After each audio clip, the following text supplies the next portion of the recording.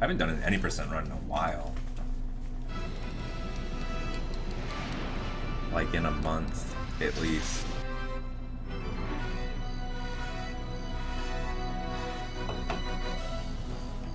Been spamming Hundo for NASA.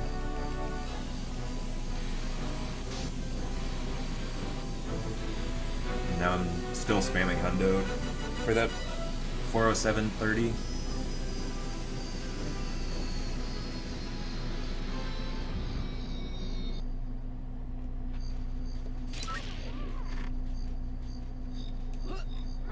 So it'll be nice not having to cycle through 15 weapons.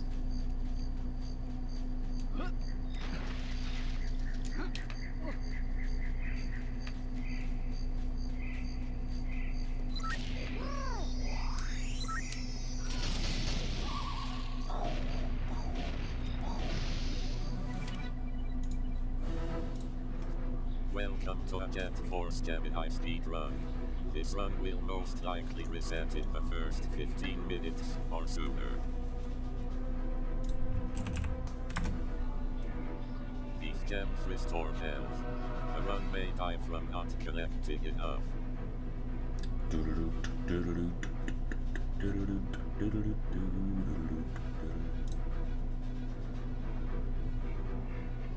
Soldier drones are the main enemies throughout the game. We are going to be killing a shitload of them. They are weak as shit. This sniper drone triggers the first real-life force core in the game. If Caneras misses it, he will rage quit the run. Look at all of this ammo. Too bad you will never find it when you need it. These assholes are who we are supposed to rescue. The run usually resets if one of them dies. I hate them so much.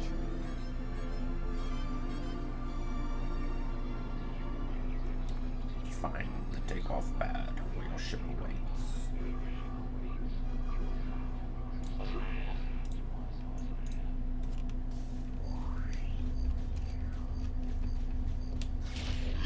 I don't know how I didn't take damage from them. Felt like I grazed him.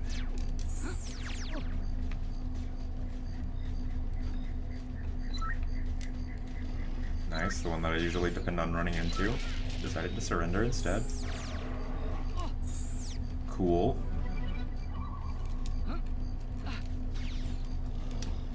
Any more damage, please? No? Okay.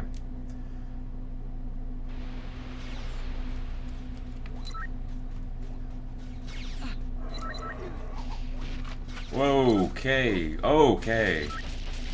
Okay, let's just take all the damage.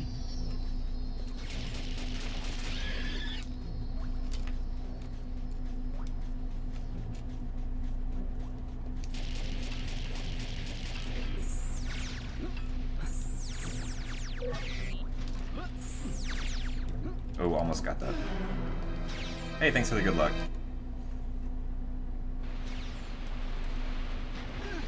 No, that was pretty ham.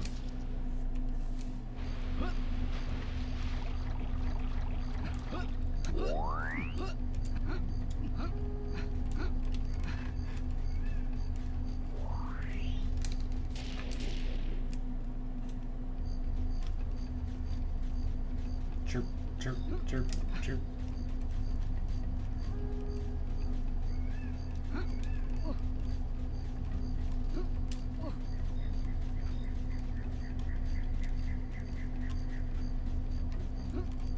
What? Like grazed the wall, but I didn't even like look like I was touching it. Huh.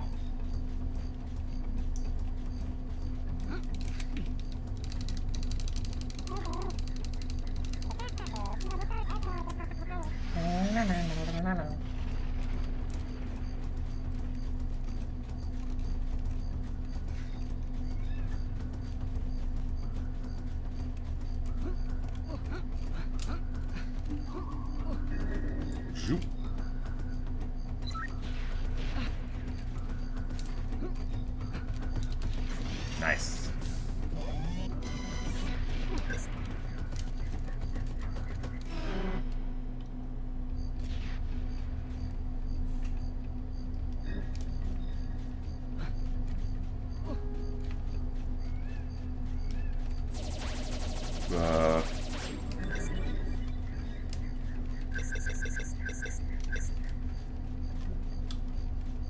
Ammo pickup would be good. Please. Nice, okay. Even one more would be ideal.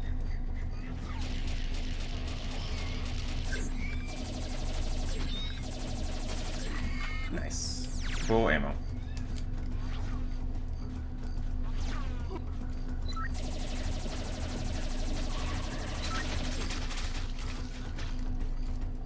Okay, there's one by the door. That one.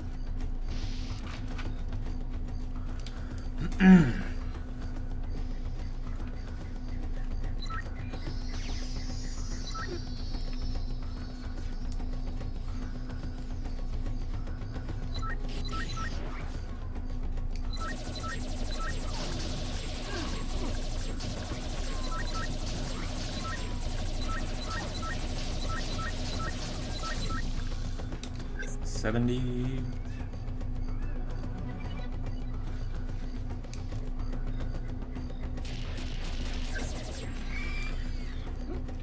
Never saw a gun.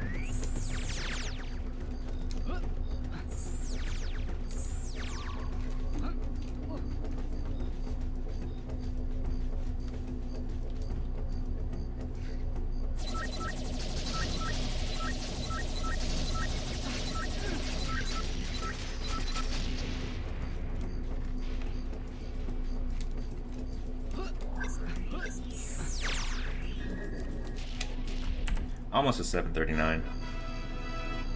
That last room was a little slow, but everything else about that was good.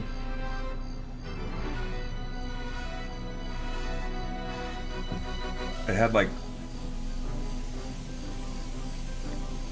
animation skip on the crate, which is big. It's like 2 seconds. And then a fast death animation on the armor drone, which is big too. Like that's the two biggest things that are mostly up to chance that can really help.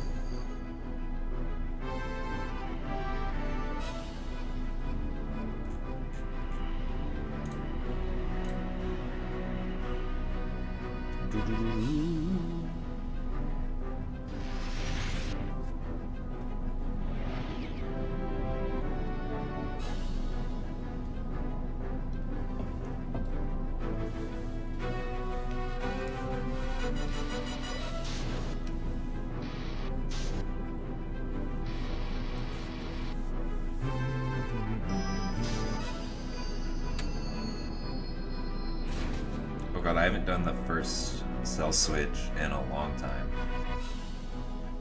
From the bottom of the room.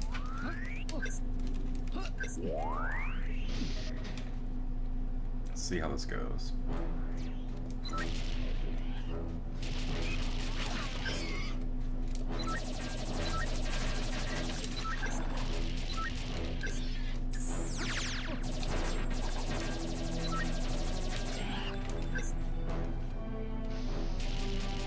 Nice, that's good.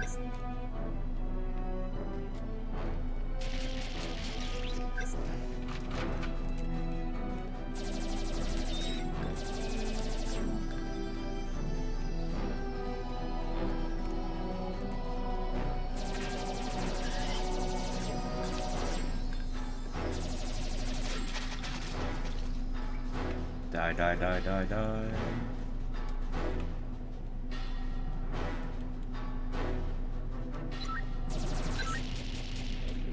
Unfortunate.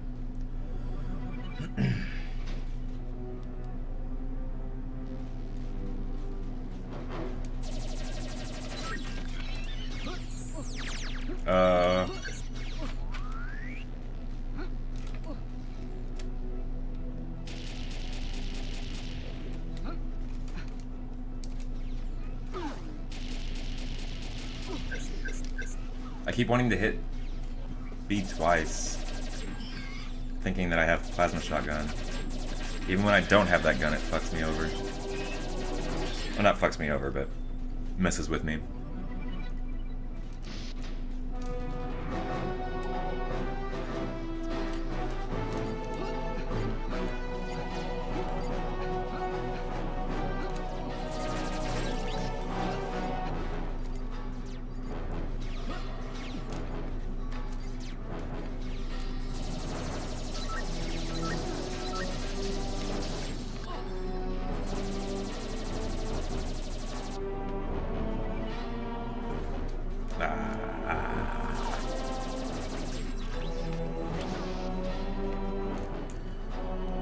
Thought maybe I had it.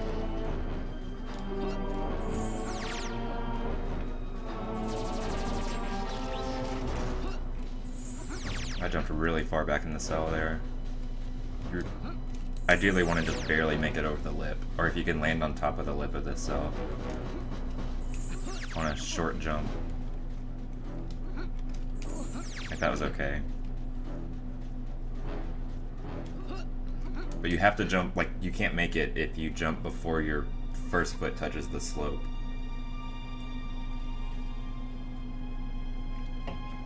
Or at least it doesn't seem like you can.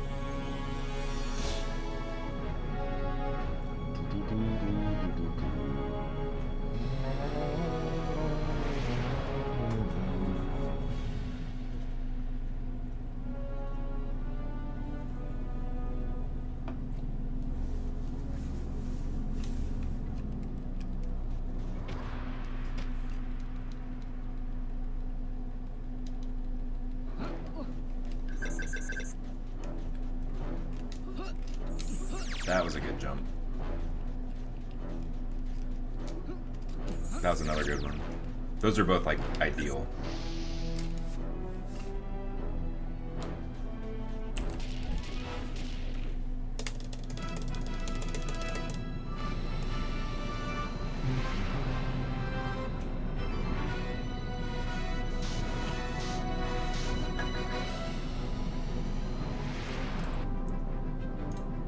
It's not really something that saves a whole lot of time, but it helps a little bit.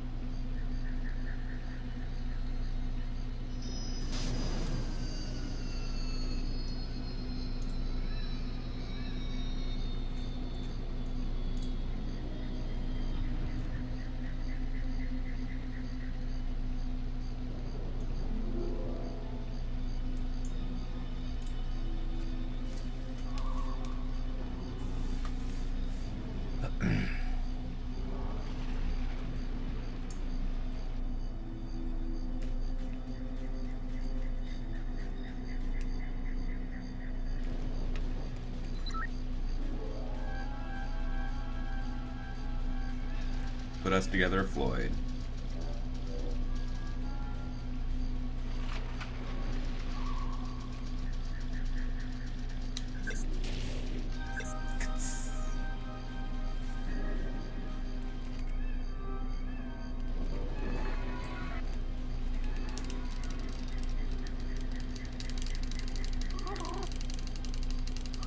Damn.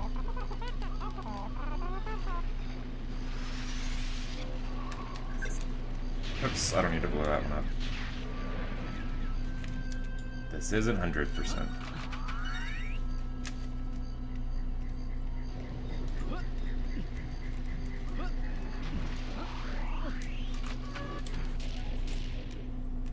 I think that was like the first 100% difference I've tried to do so far. I would imagine that there will be more where I like accidentally grab a pistol capacity crate. Thinking like, oh, don't want to forget this.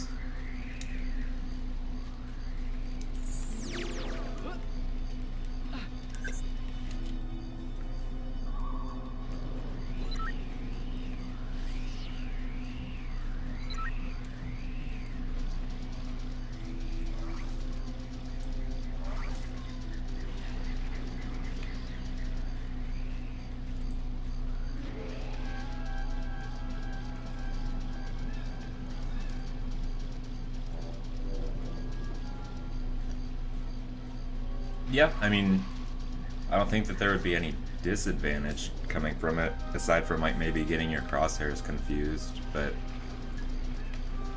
especially if the two players discuss beforehand, like, if there's any strategies for certain rooms that they're gonna do where like one person takes out a certain set of drones, like the sniper drones, while the other one uses machine gun to just blow everything else away.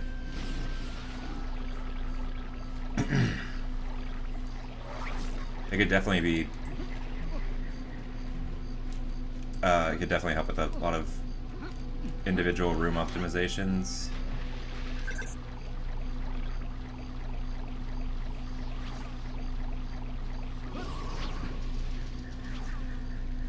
You just have to hope that the person playing as Floyd also knows where all the tribals are so that they don't just shoot one of them out of reflex.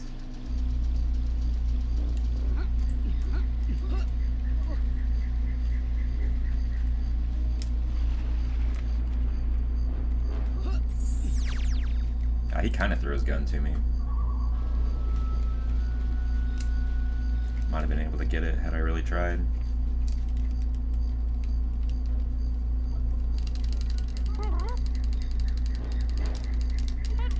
Damn, no tech skips.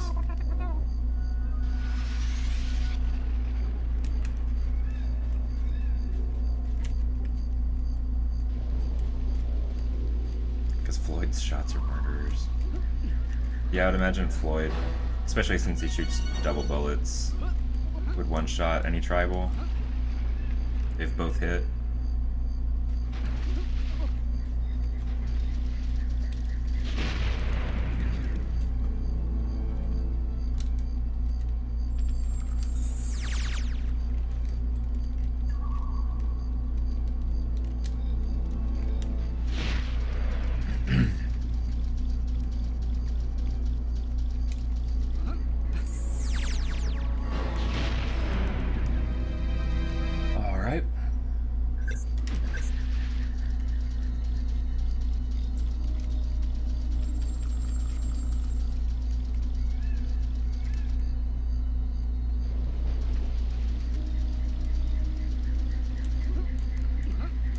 Almost went for that pistol crate. That's up there.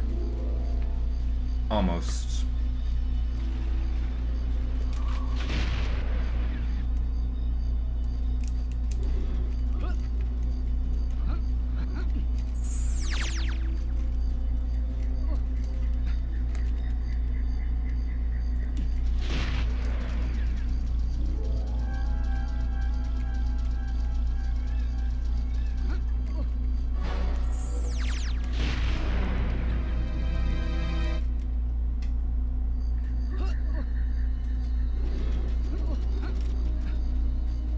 It's weird because, like, at that camera angle, it looks like the trap door is a really long way away from you.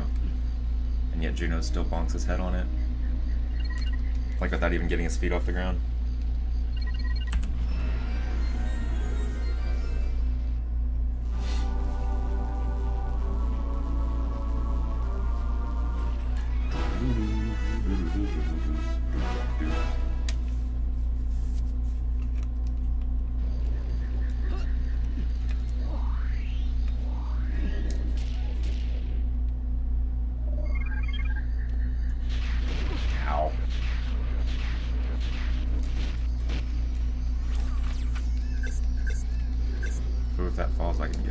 but it didn't.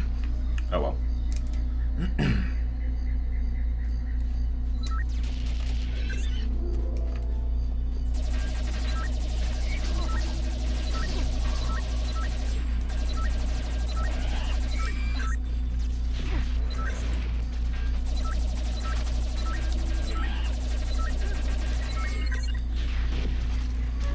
Oh, I wanted that health because there's grenades being thrown.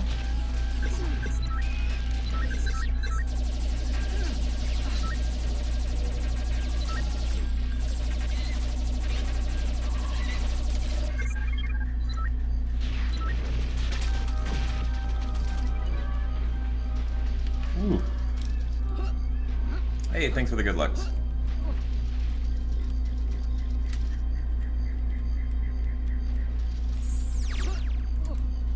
Don't have nearly as much health as I would in any... Well, actually... Yeah, I do. I have like the exact same amount as I would.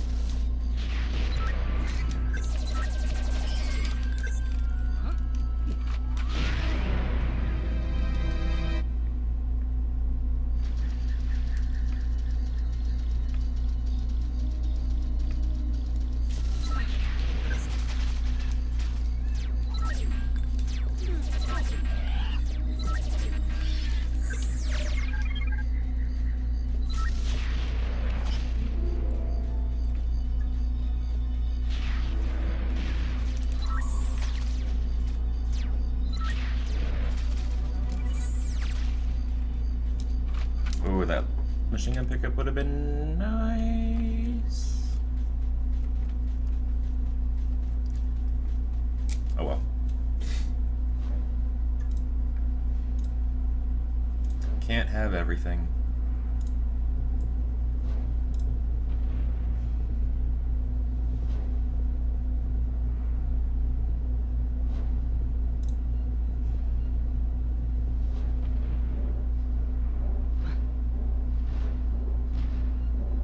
Oh yeah, how do you like it? I haven't played that specific Tales game, but I always recommend games from the series.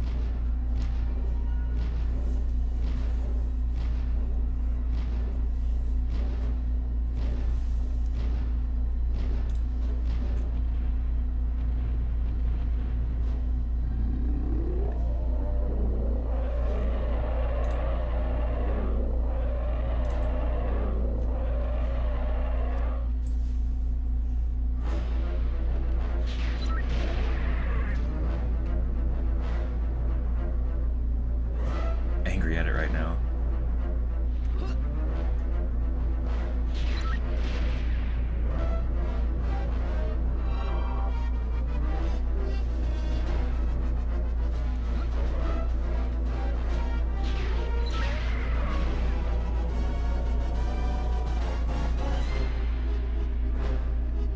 At least in my playthroughs, every game in that series has like a random spot a ways of the way into it where the difficulty curve goes from like you not having to really focus on any of like the tactics or anything. You can just like mash your way through all the fights, and then suddenly it's like, no, you actually need to know what you're doing, or you need to be drastically over leveled to get through this.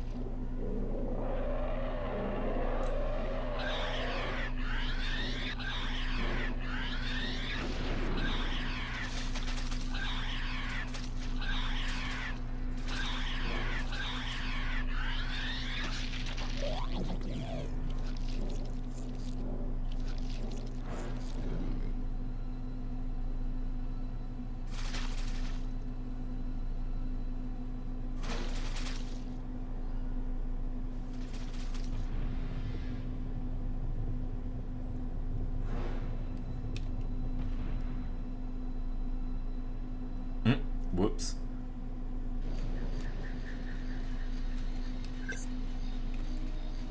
Yeah, this was just a couple small mistakes away from being gold.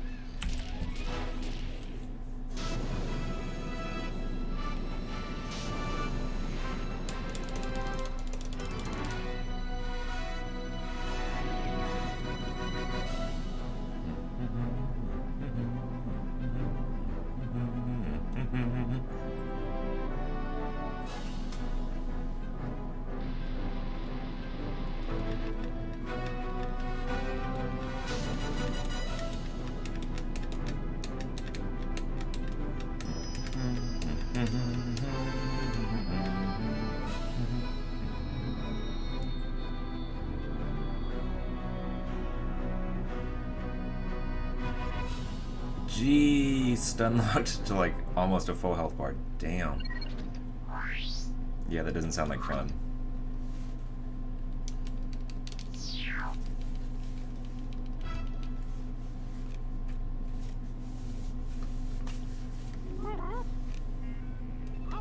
I'm not a huge fan of tactical RPGs.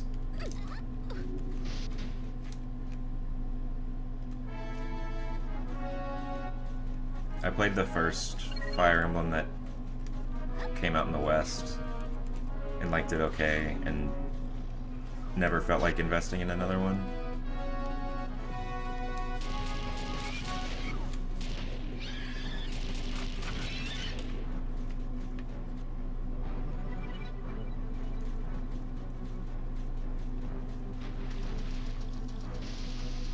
It's deliberately making me salty.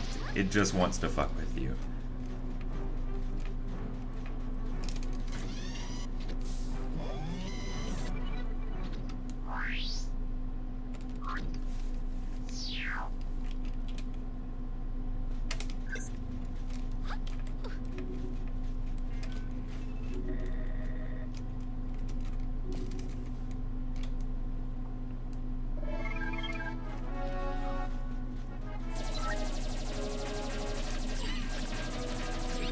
Yeah, I've beaten a couple games like that where I just abuse save states and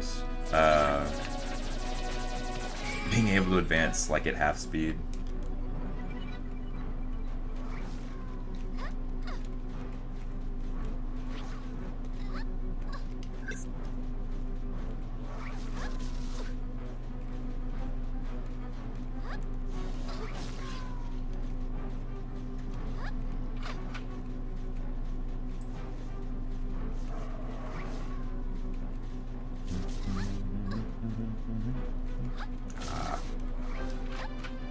What a dick.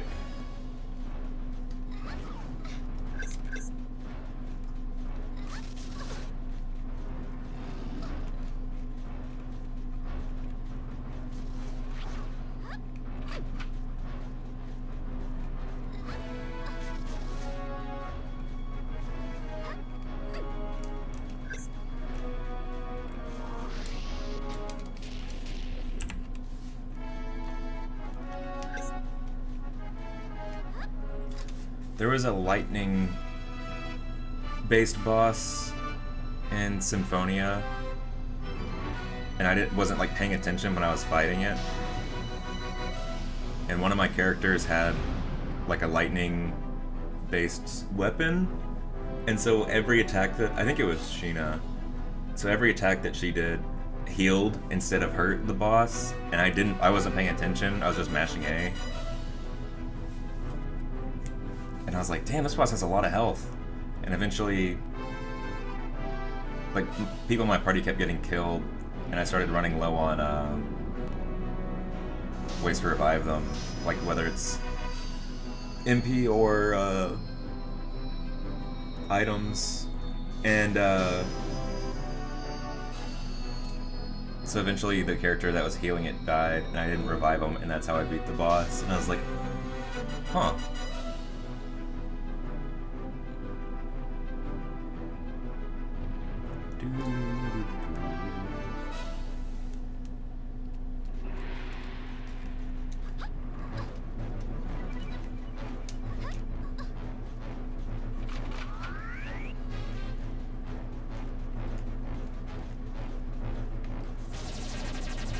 Oh my god, I've never seen them charge out like that.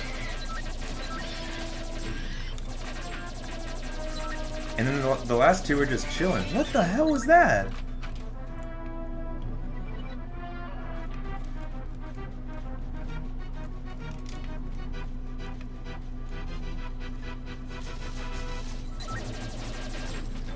Third Age was weird.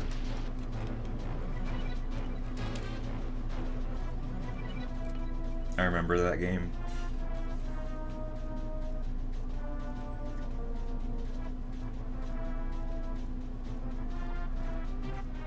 Third Age.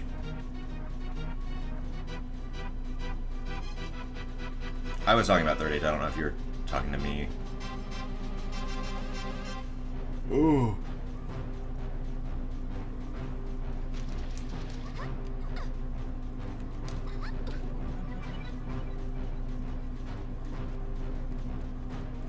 Yeah, Third Age was an RPG. Doo doo. Bum.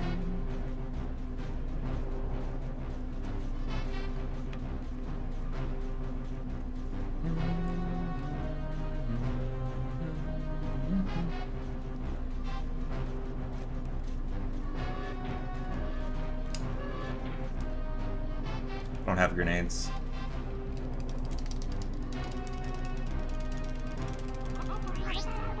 Although I guess I could get them.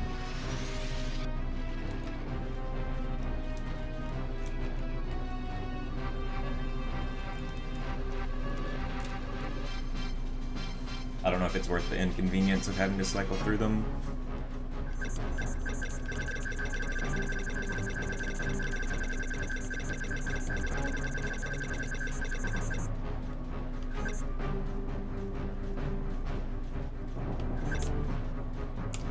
No, the category did.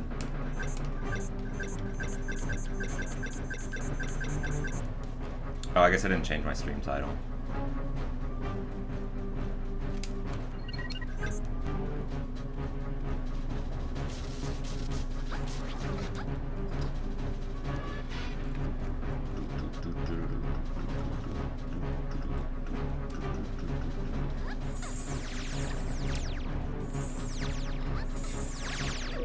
Manipulate that tribal a little bit differently in 90%.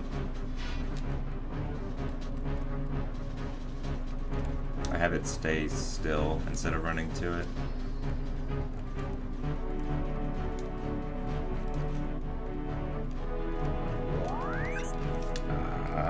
No animation skill.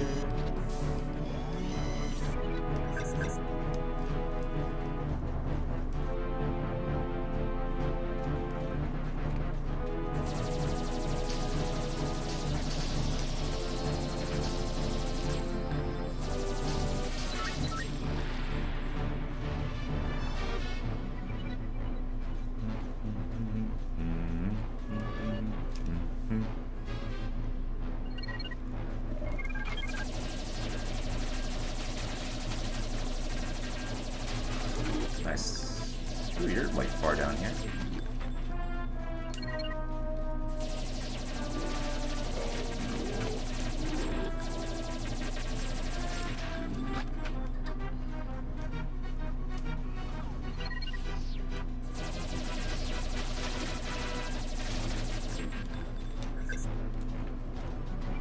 Let's go. Ah, I'm stuck.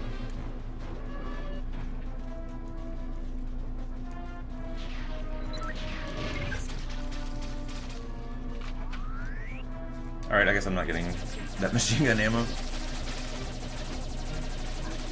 There's definitely a room where you don't have time to turn around.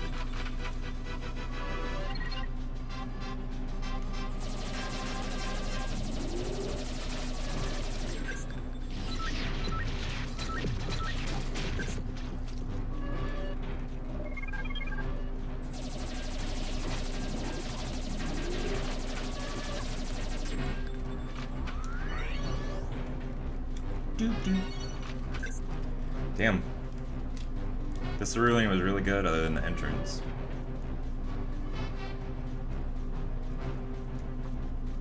So it was destined to fail.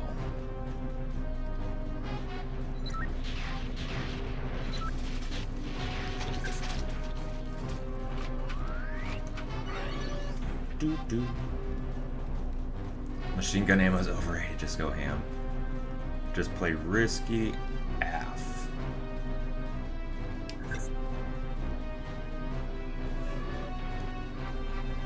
I guess I could just shoot tri-rockets at them.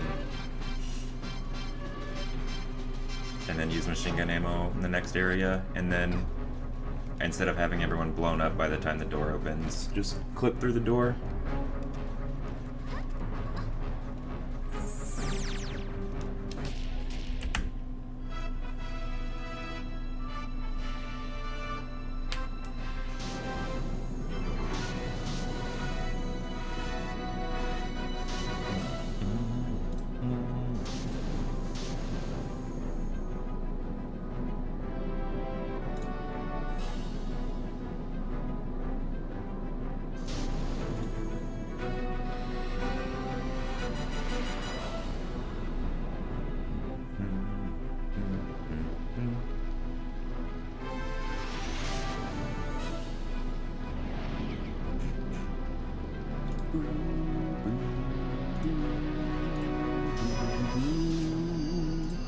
Oh shit, I was gonna change the stream title during that cutscene.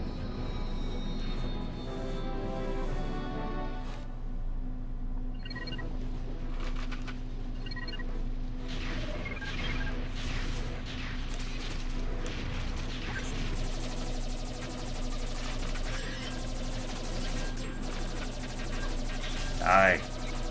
Die. Jesus. Still my death. The wing doesn't even trigger the hitbox, I don't think. Like, you have to touch the body of the ship. Phala. Don't do this to me.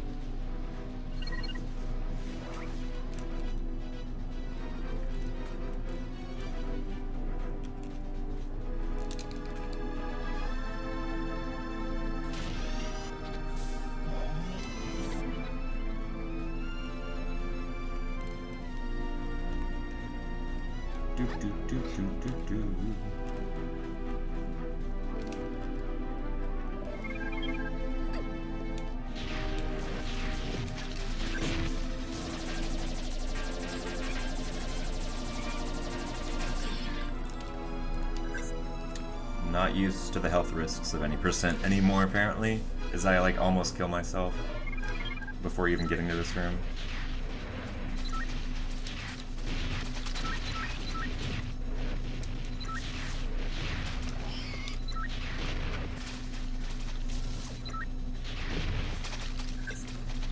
We're good though.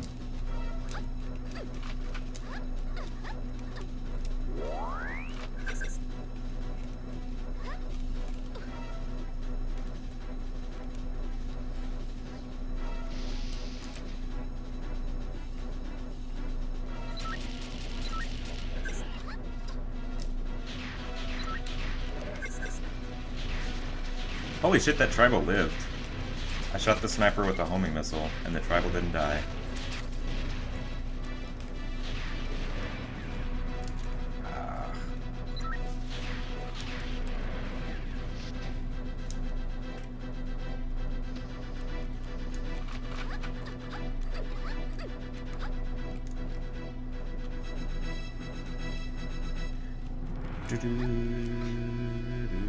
Alright, remember, I need to shoot this guy now, because I haven't already.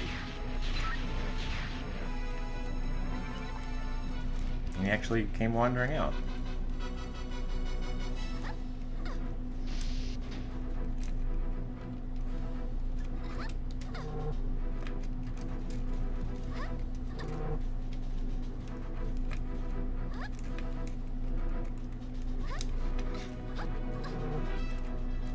Really close to me.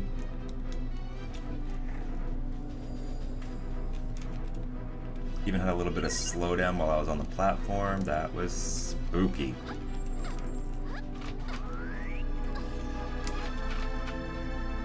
Sacrifice, sacrifice.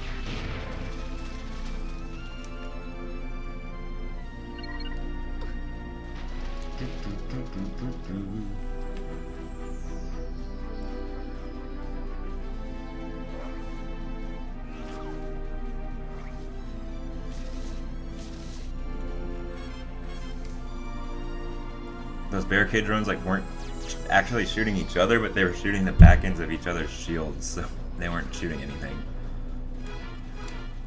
Or shooting anything that takes damage.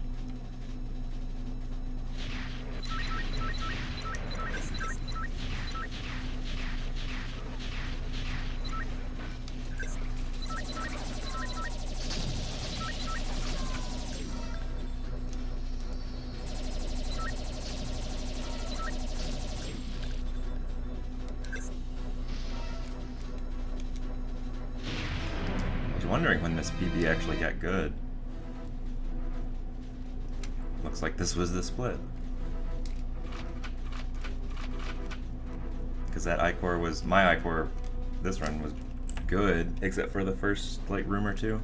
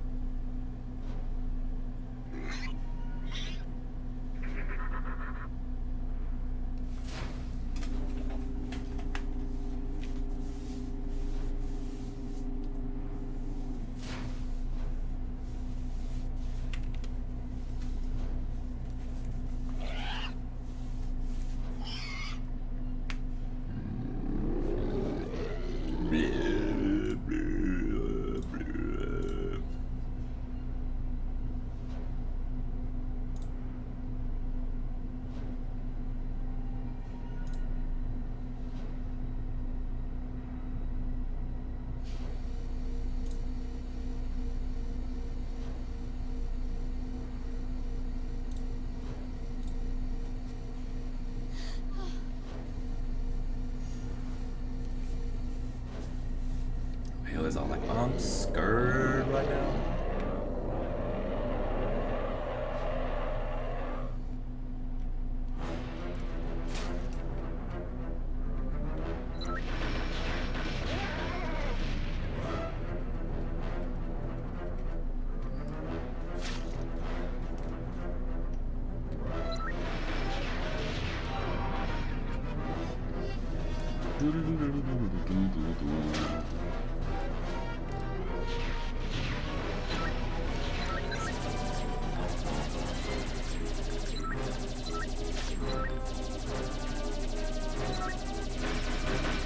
Stay still.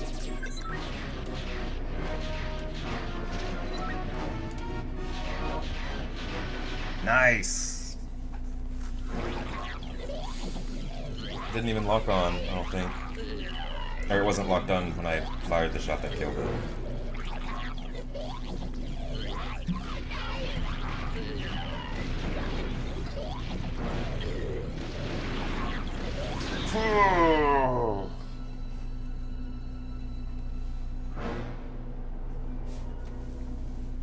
Right. Stream title.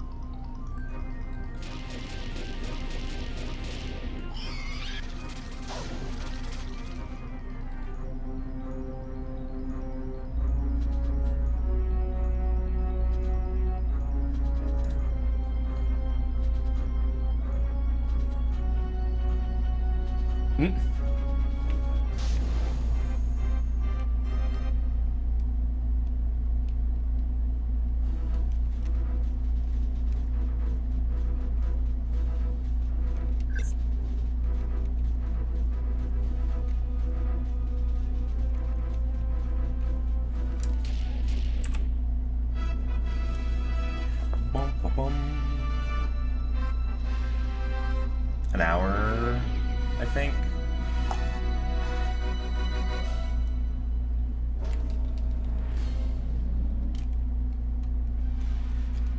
I believe it is 1/3 cutscenes.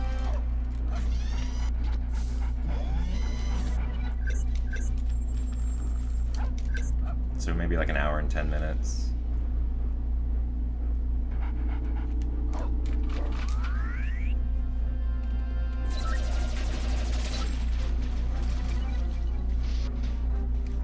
Well,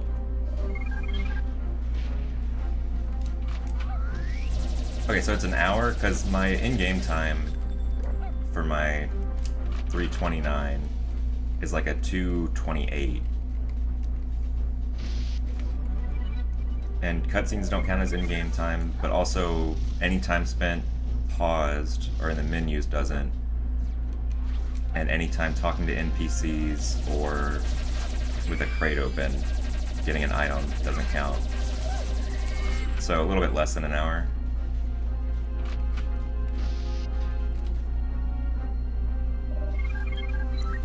What, Sunshine?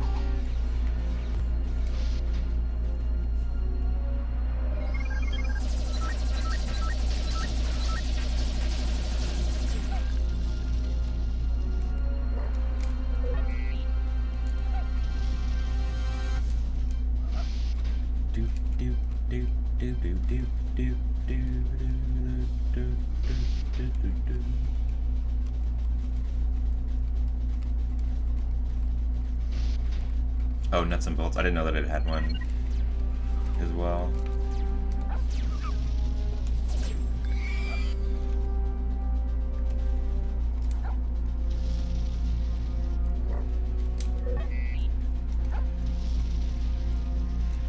I don't know, Jet Force Gemini's intro cutscene segment, like the landing cutscene at the start, when you start, like, when you reset the console, is about a minute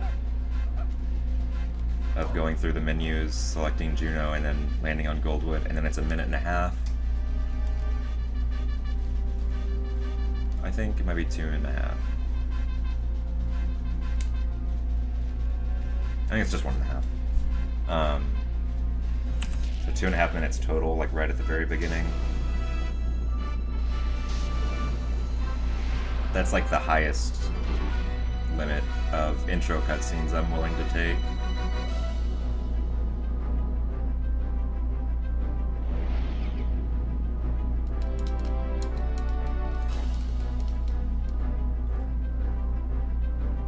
Hey, Jack Kenny.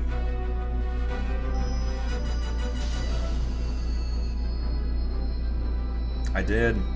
I got a minute. It's like a 4:08:29.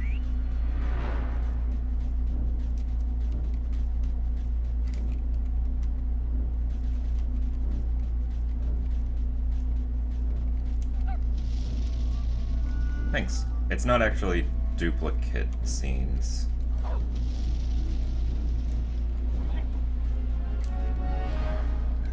Granted, you don't have to see any cutscene twice, but it's all cutscenes done from the landing, from the level select screen.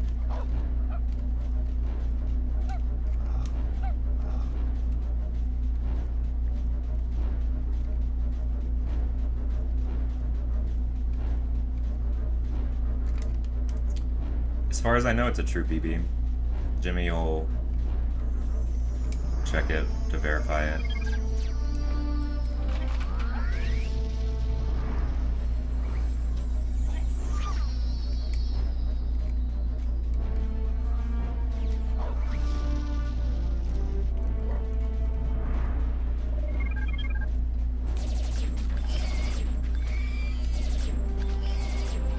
I don't know, I have a pretty low threshold for what I'll reset over.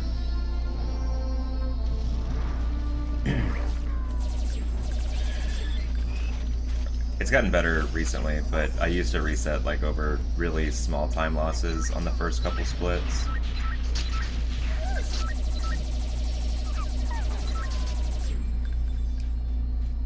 And if I had to sit through like a really long cutscene to reset, like I would just get really unmotivated. Demotivated, unmotivated. It would make me not want to do runs very much. Because it would feel like I could either continue a bad start and not like the run I'm on, or if I reset, I have to sit and watch a really long cutscene.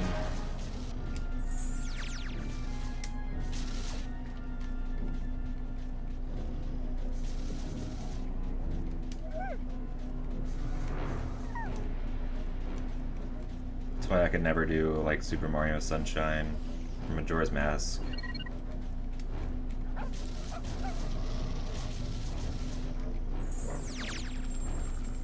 Majora's Mask is a little bit better because there are things that you can do better and improve first cycle, but a lot of stuff it's just like you're waiting on the time of day to end.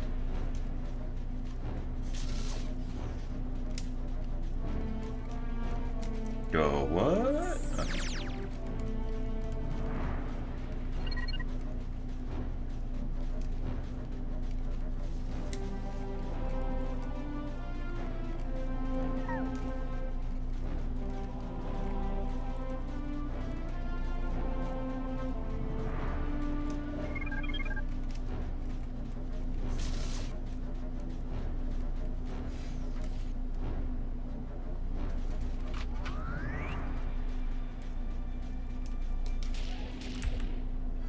Yeah, I mean, best possible time can be a pretty good indicator.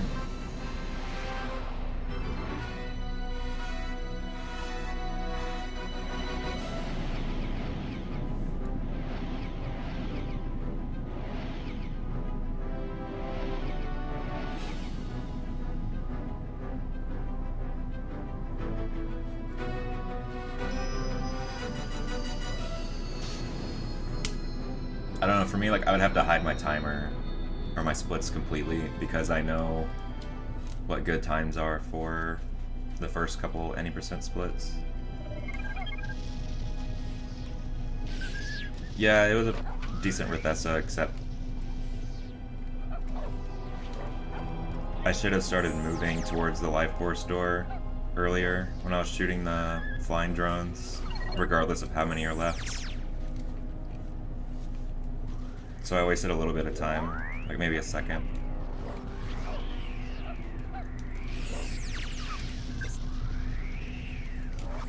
Nothing that if I don't PB by a second, I'm gonna look back on it and be like, if only I'd have done this better.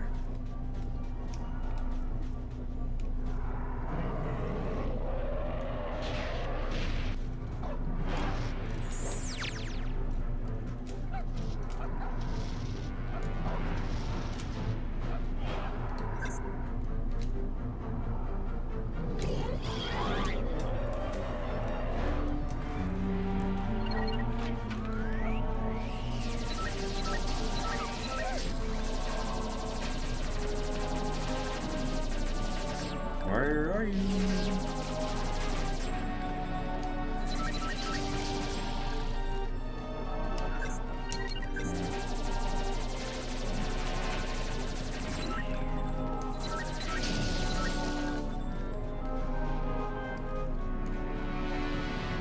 Boop, boop, boop.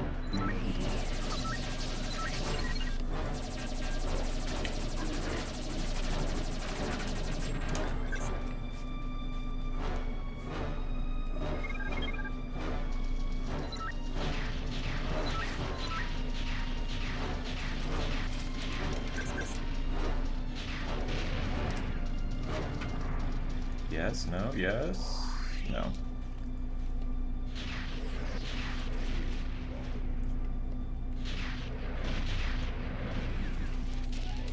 Dry rocket count is not good.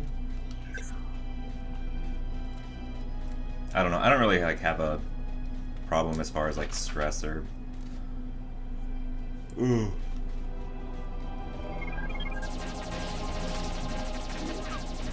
like tensing up if I am on a good run.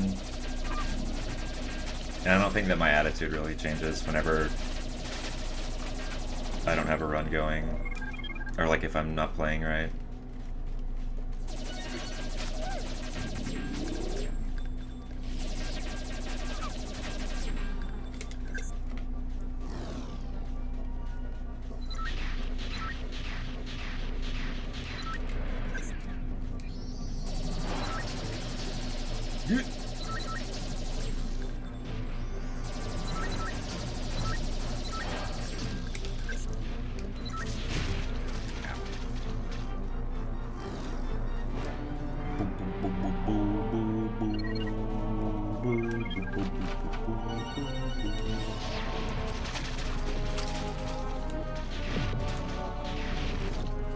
Good job, Lupus. You lived long enough.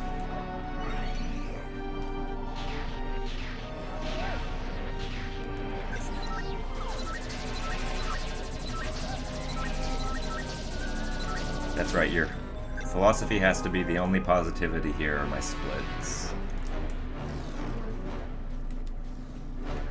The only positivity here is my splits, not more, I guess.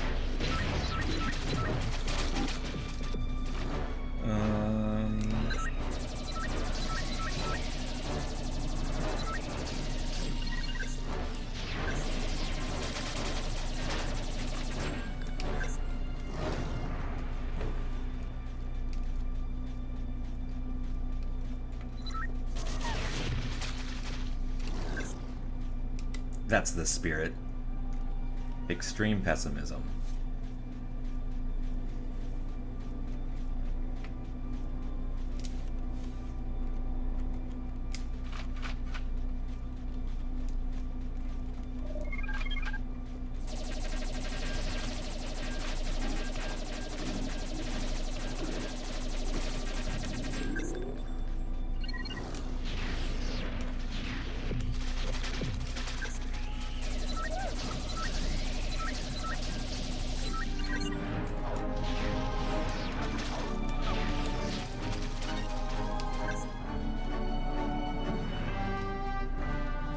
No, I can still be disappointed.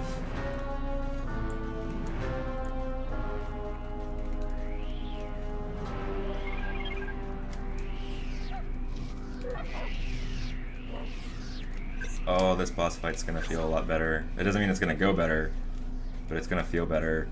Since I'm on any percent, I don't have plasma shotgun stuck in between machine gun and tri-rockets.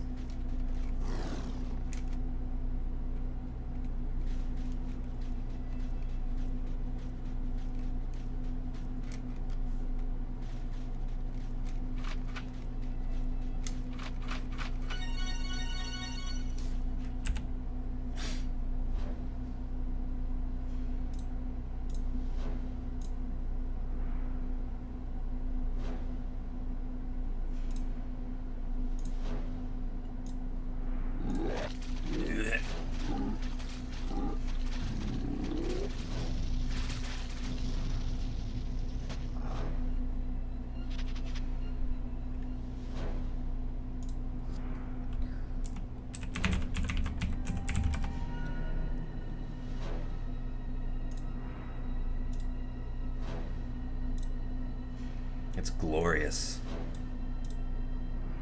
What?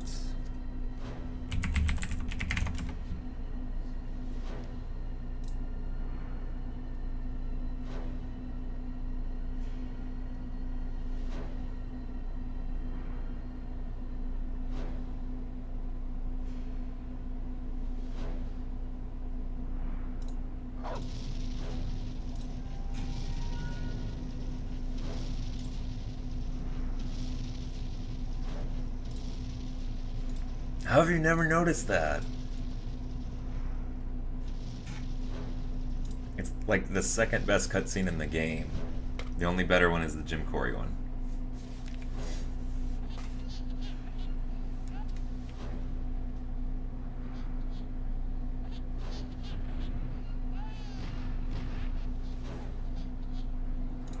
What's my Miser one time, according to these splits? Another thing that I actually do, going back to the topic of running against splits and like not wanting to reset, or wanting to reset and trying to prevent yourself from doing it is I edit my splits a lot of the time. Like, these aren't actually, they're close, and the general trend of the run is pretty close to what my any percent run that got this time was. But I go back and I'll add, like, I'll give myself 3 seconds on one spot that I feel like is going to be difficult to run against, and then I'll make another split 3 seconds faster to make up for it.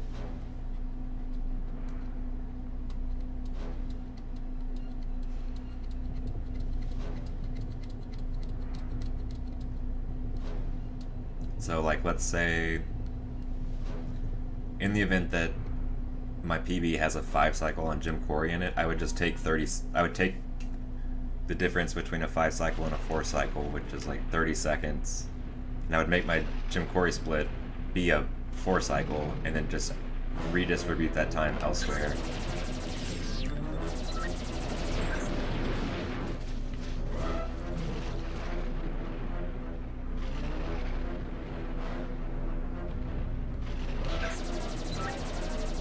What? That is a lot of health on that arm.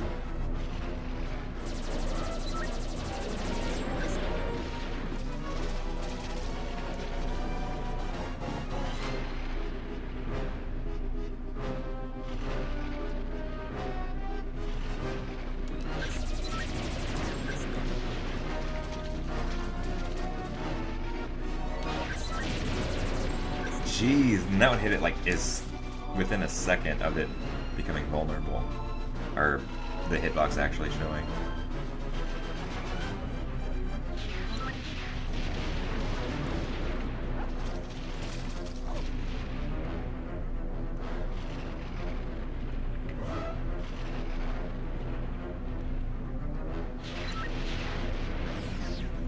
That tail's been giving me trouble again.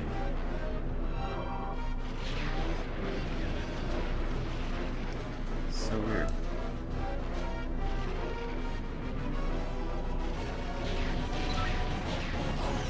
Did any of those hit?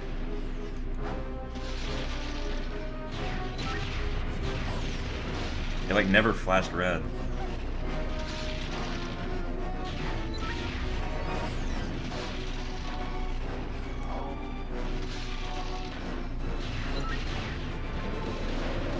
I only have one tri rocket left.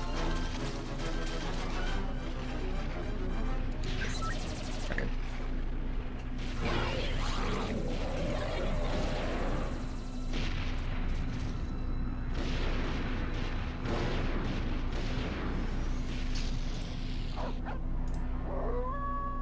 My time.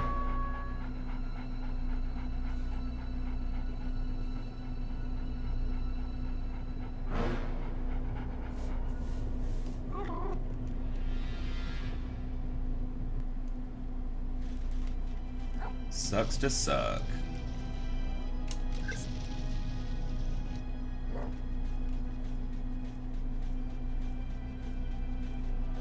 So I'll be like, what, 15 behind?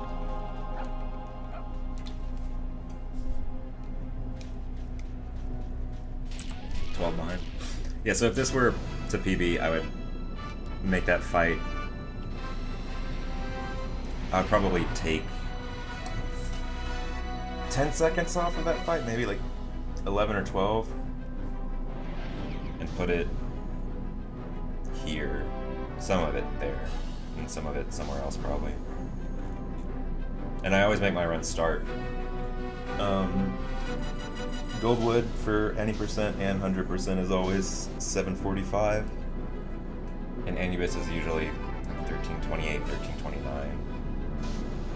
I like those to just be always the same.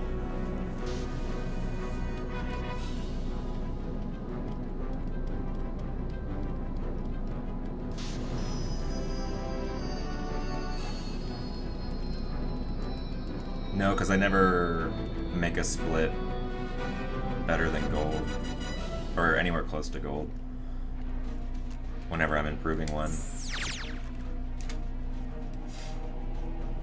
Because the point of me doing it is to, like, make it to where everything is a little bit...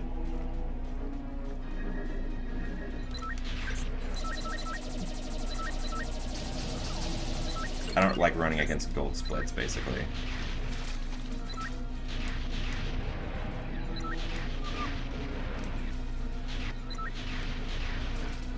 Unless it's one where, like, it's a pretty optimized segment where it doesn't really matter, like spawn ship or something.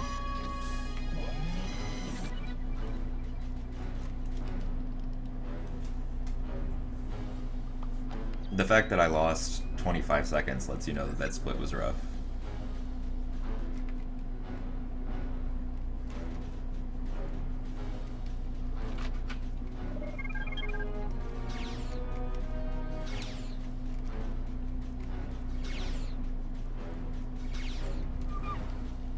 Oh wow, that health would have been nice.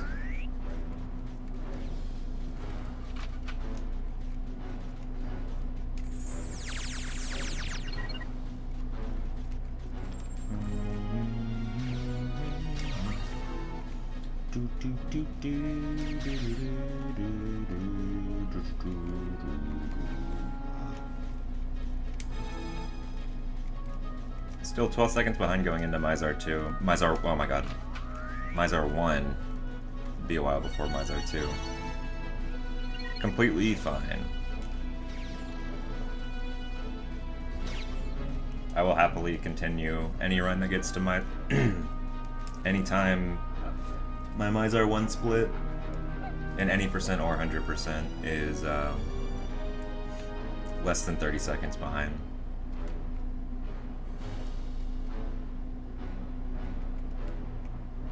Damn, you found some skips.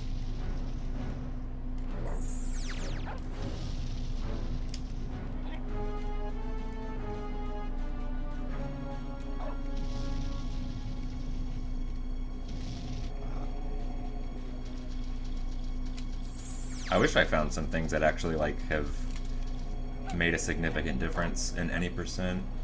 The only category that I've really contributed to like routing and stuff is Hundo.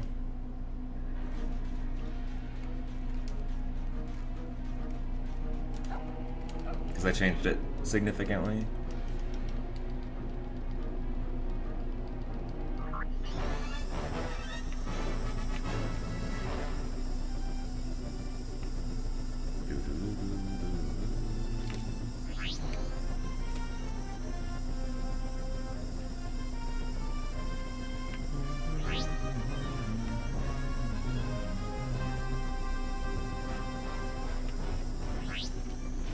Bonk.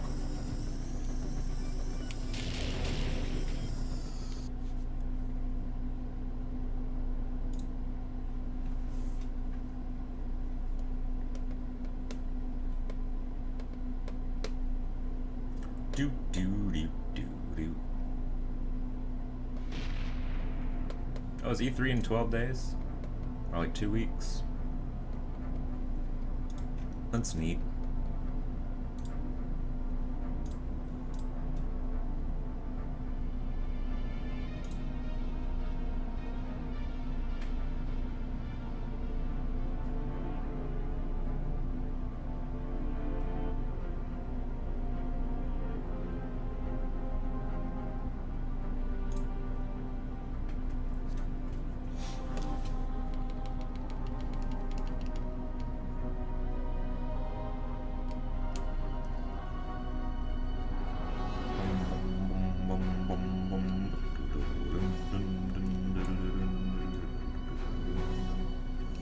The only way I see something like a wrong warp happening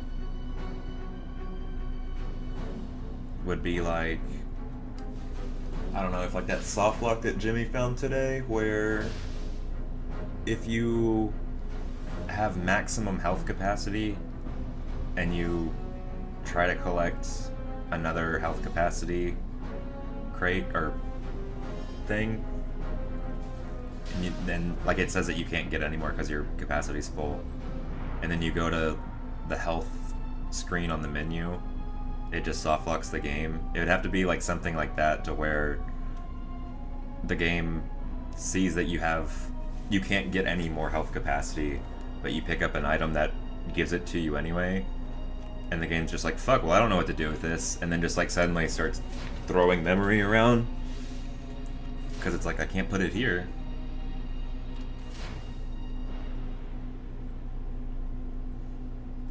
And so it just like gives you some random thing in your inventory or something, and it like happens to give you the stabilizer.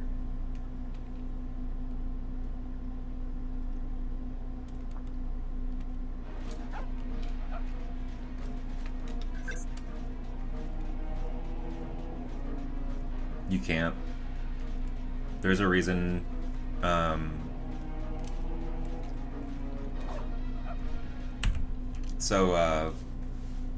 When I did, up until recently in Hundo, I've always had Juno get that first pistol capacity crate that's like on the first screen of Goldwood. And I don't anymore because I just get it with Vela, because it's a little bit more of a direct path through it. But I also want Juno to get the pistol capacity crate on Ichor that's at the entrance to it.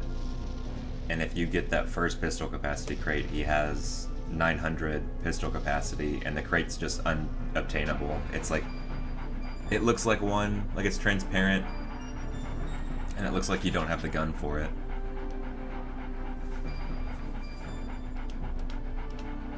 And the reason I get that one with Juno instead of Vela is because Juno also gets a plasma shotgun capacity crate that's behind where the ship lands on Ichor, so behind where you spawn. And if you go get it, the deflector drones at the Life Force store will already start moving, so that by the time you get to where you can shoot them, they're more spread out. So it makes more sense for Juno to go running around the entrance, getting all the capacity crates, since he's probably going to have to be chasing drones anyway. And he also has 35 tri-rockets and doesn't need more than like 10 after that screen. So he can use 25 of them, whereas when Vela and Lupus are there, they both have 20, and they can only really use like 6. They need to get to the next area of Ichor with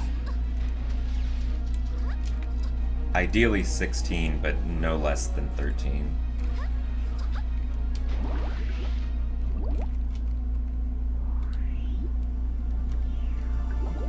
Because like Juno at that point, that's his last level before Asteroid.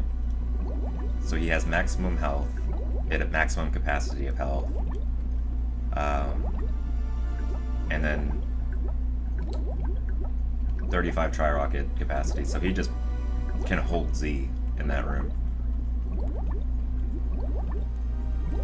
Oops, ran into the thing.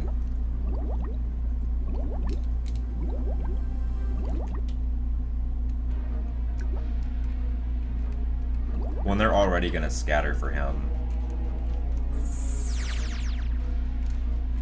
so he may as well, since he's gonna be chasing them all over the room. Whereas with Lupus and Vela, when they're doing Ichor, if they do it right, they don't stop running towards the door. Like, they just run in a straight line, because if you kill the tribals, if you kill the drones with tri-rockets correctly, they won't be able to spread out. They'll all just blow up right in front of the door.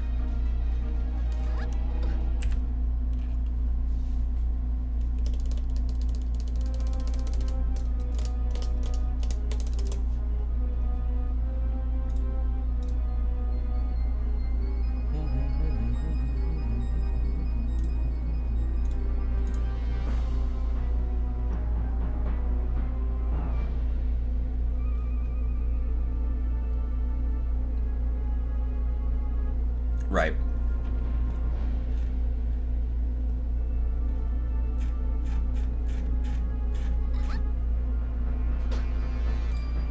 Yeah, Vela can't even get that crate. So the only time that I have Vela get that pistol capacity crate when she first goes to Ichor is if I fuck up the entrance to where I have to chase the drones, or if I take so much damage early on, either from my tri-rockets like hitting the ground in front of me, or from the cyborg drone sniping me, and I go to get that max health Gemini, then I'll just grab it because I'm right next to it.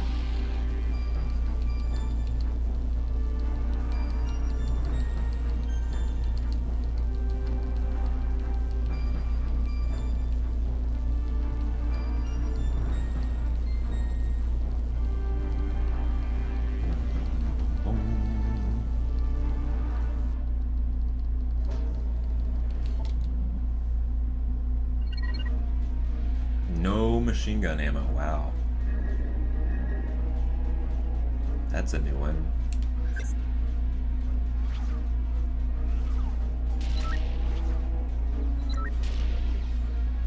I'll see his gun. Ta-da! Got it. I don't think I need any, but I have it now.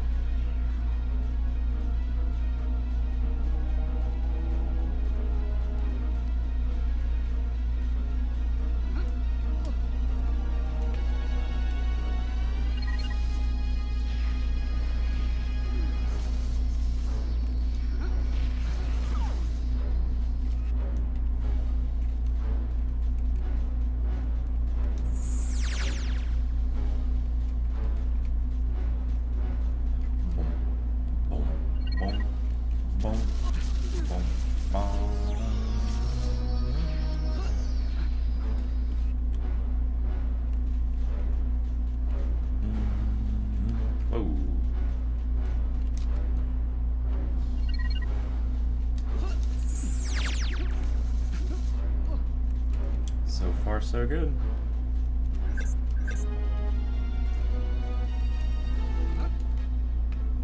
Alright, Juno, break your legs.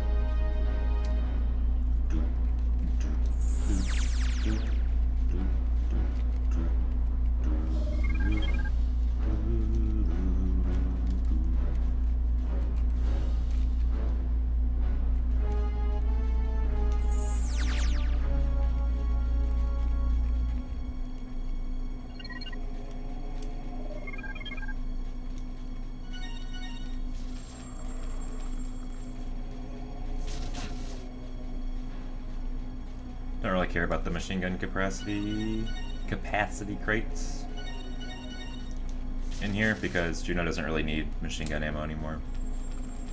He mostly just needed it for Toffret.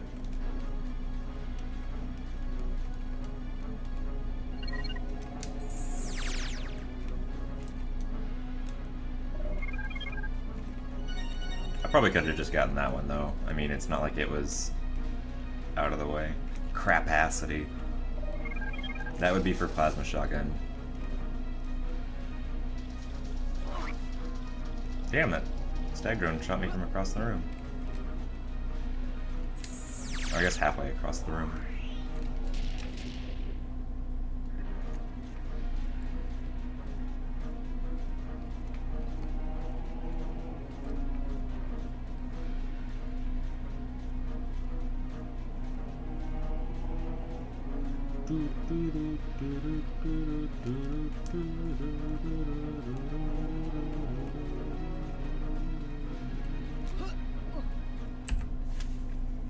Okay, cool. Be right back.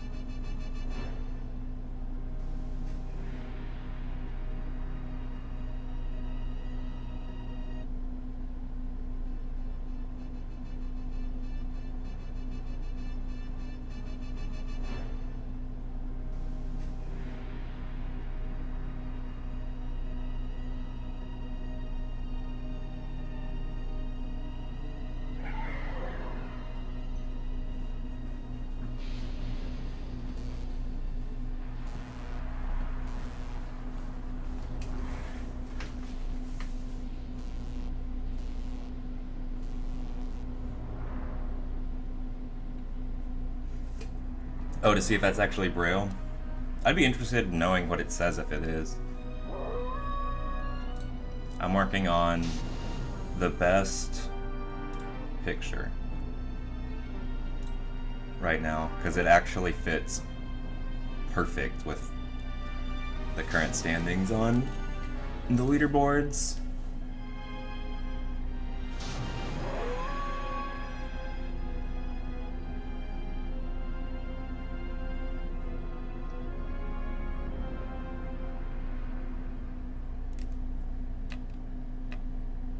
If I get a one cycle, or first cycle laser vision,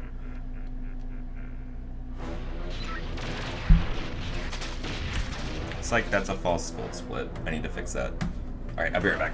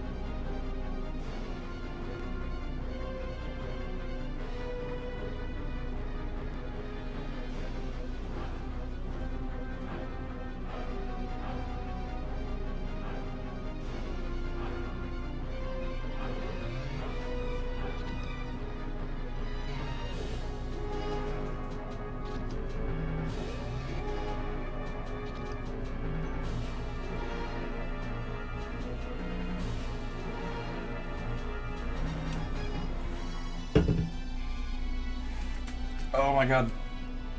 That picture. I'm exactly 6 minutes ahead of Jimmy and Hundo right now. And it's like, this is perfect!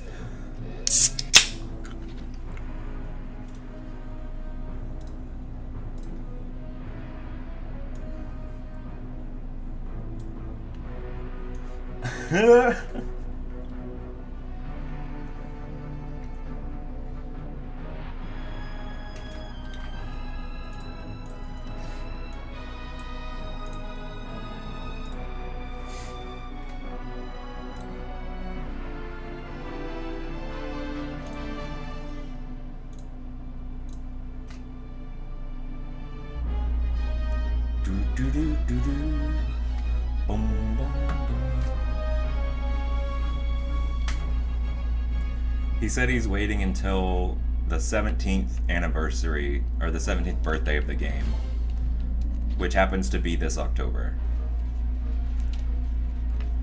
before he comes back.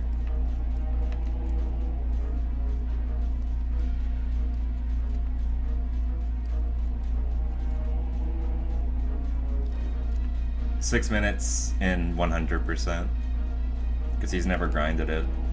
He only has raced it.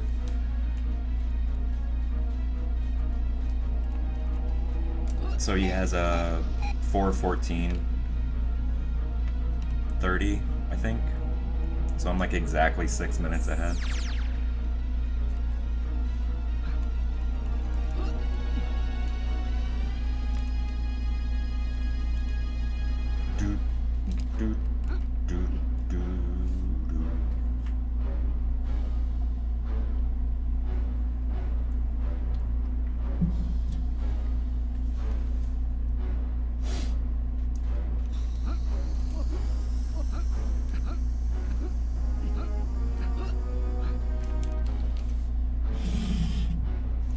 He's able to come back so quickly, though, that, or like to return to form so quickly that I think if he spammed runs for like a weekend,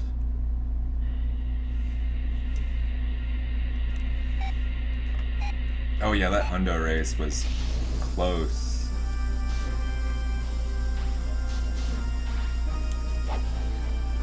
Oh man.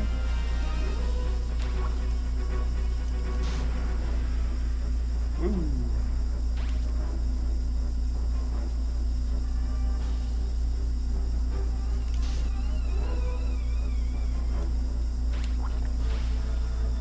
Yeah, that any percent race for Jim, it was like, oh, you want to finish this run? Not today.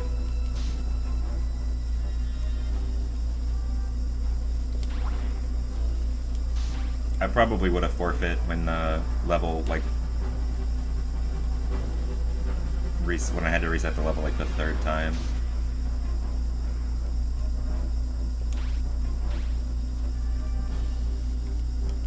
I've just been like, this is too much.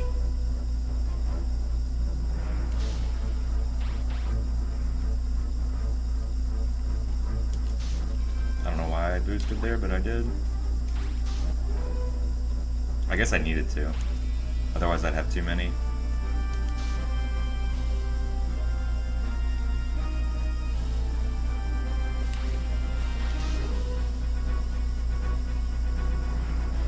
Not a great race.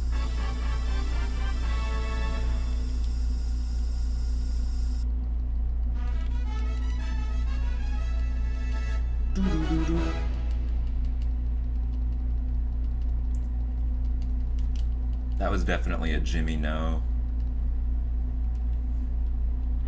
Jimmy no!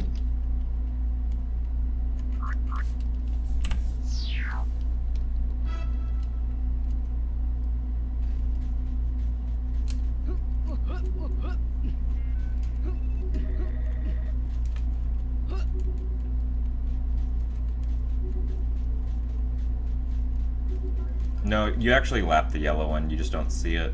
I'm like 90% sure. I'm pretty sure yellow is actually the slowest in the race. You lap him at the part where the track splits in half, and you can either go left or right. Because sometimes you can hear him.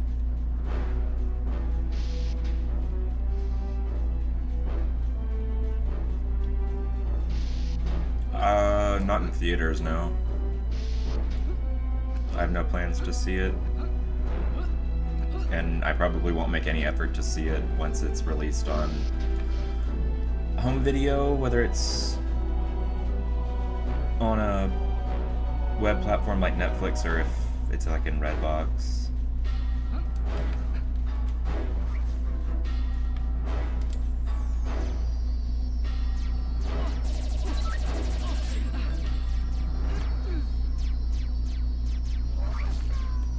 Oh, Nikes, I have exactly the right amount of fuel. depending on if this is like a low amount of 87 or a high amount.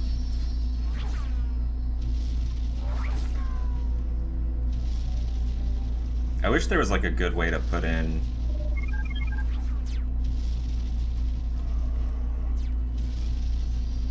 Yeah, Suicide Squad looks good. I would like to see that in theaters, although I don't really go see movies in theaters often.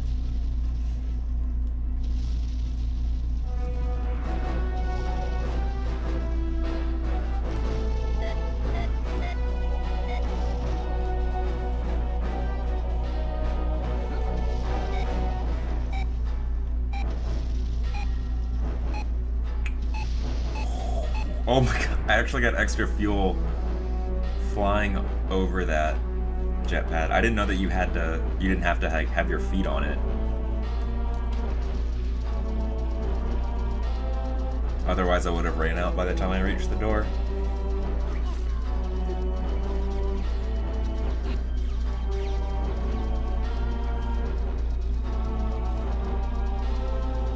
$87 is like the minimum safe amount you can have. You can make it with 85, because I've made it with 85, but not when I only had that much. Like I've gotten like 90, and then I'll have 5 left over. But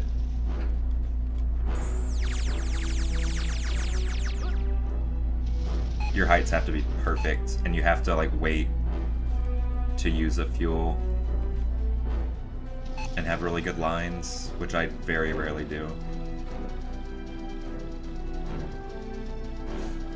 He looks like he's going to be playing a really good cartoon style Joker, like the Mark Hamill voiced style Joker.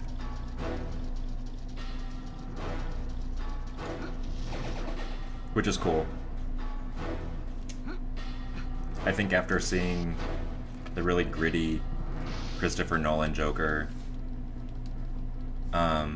it'll be cool to see like a completely different portrayal of the character.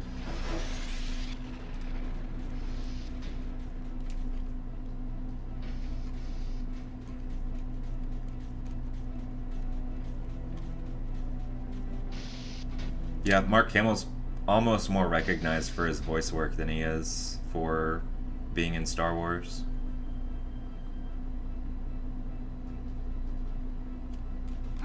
Like, almost any time you see the Joker in the cartoons, it's Mark Hamill.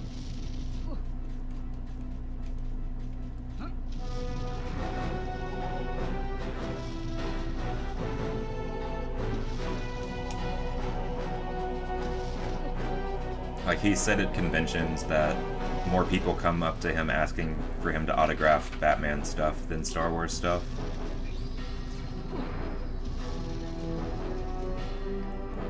Don't ask me to find a quote, because I won't be able to find it, but I'm certain that he has said that.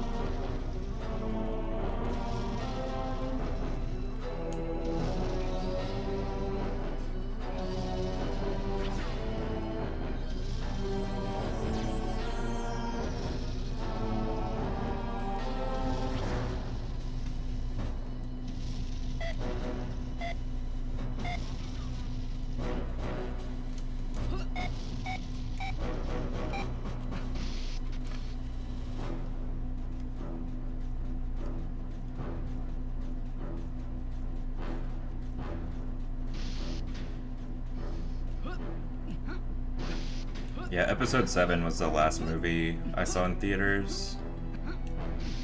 Before that, it was... oh, that most recent Guillermo del Toro movie. Crimson Peak. And I mostly just went on that to see that because a girl that I was talking with and I were like both saying that it looked really good, and so we decided to go see it. And I had gift cards. But before that it was like, I want to say like Les Mis, which came out at like the end of 2012.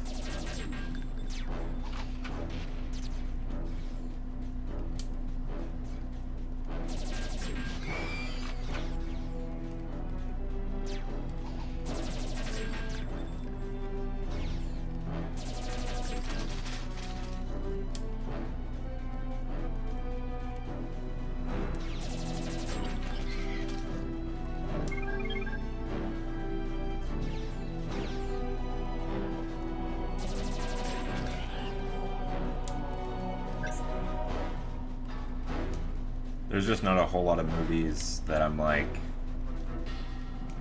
either I have to see this now, or I feel like it has to be like a theater style.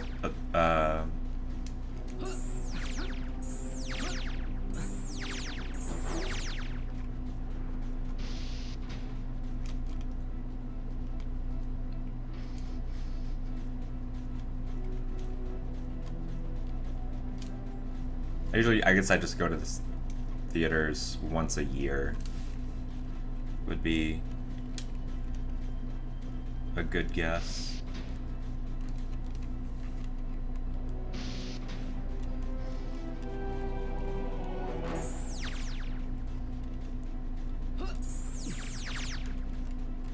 I was talking with someone that really liked John Green movies, or John Green books.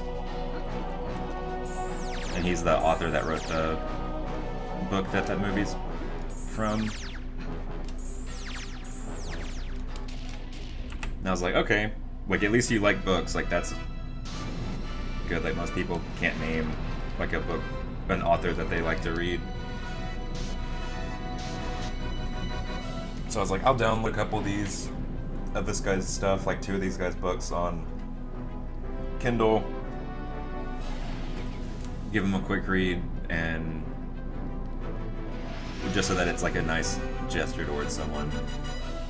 I read them, and then I picked them apart to her, like, hardcore, and she was like completely turned off by it. Like, it made her not talk to me anymore, basically, because I just shit on her favorite books.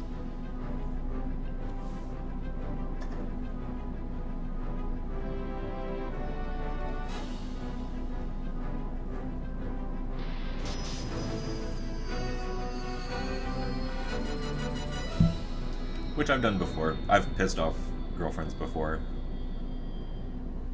by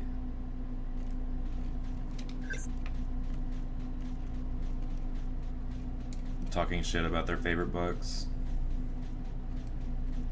But it kind of comes with the territory of when you date an English scholar.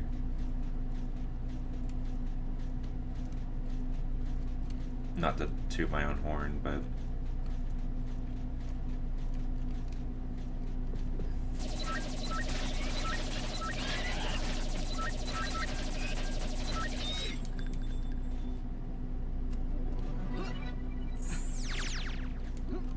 I guess part of it is like there's a difference between talking about like a movie or a book or a video game as a fan versus talking about it as a critic or someone who studies stuff like that. And I would talk about it like I talk about their books that they read as a fan of it, as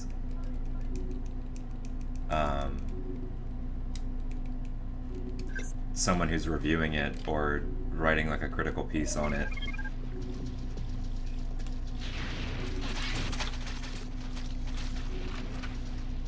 Oh God, my health.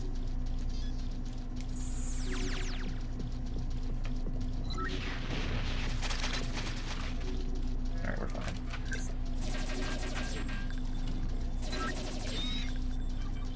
Ah, I'm stuck against the wall. The girl I was dating in high school liked Twilight. I don't think she read the books, and I think only the first movie came out while I was in high school, or at least while I was dating this girl. And I dated her until like halfway through my senior year.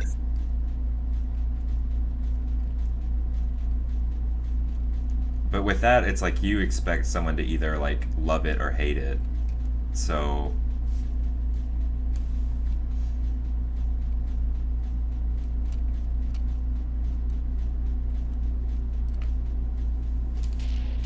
but when someone has like their own like niche pick in like a favorite author, a favorite book, and then you go out of your way to read it, or if it's a movie, watch it, or a game, play it. And then you report back to them and it's like, yeah, your taste in things is shit.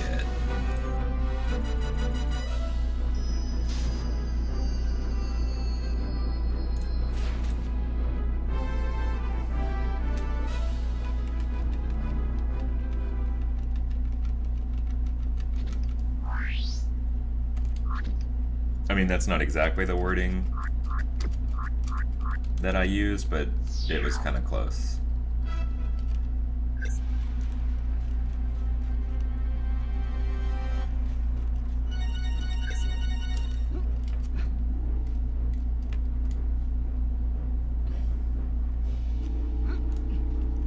Nice quote. Okay, I can add that to the paste bin.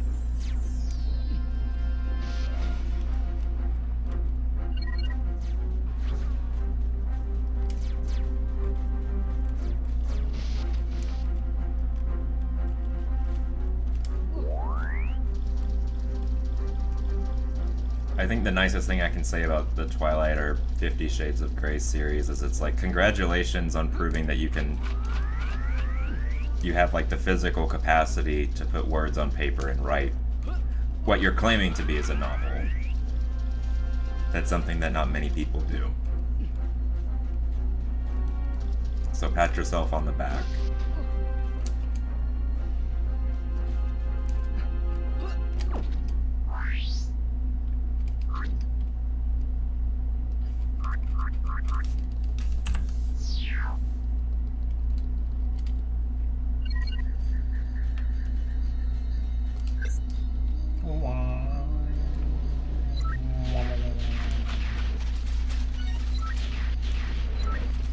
Nice lock on there.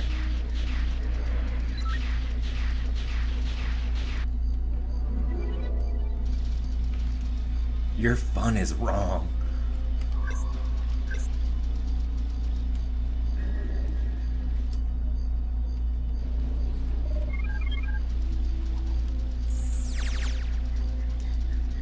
I don't know, like, there's very few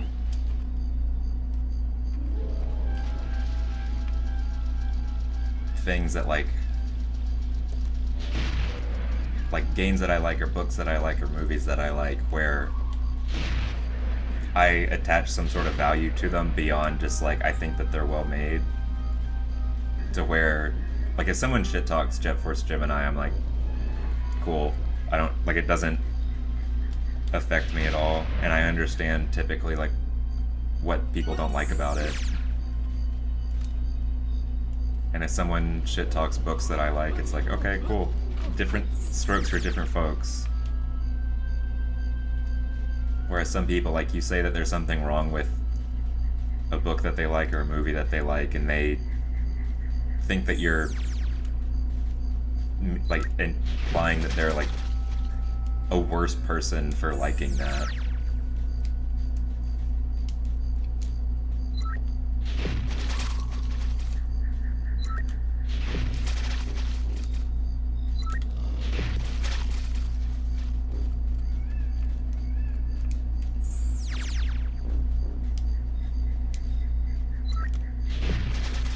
The books that I can read in 5 hours are the books I read for pleasure, and the books that take me 5 weeks are the ones that I'm supposed to finish, like, overnight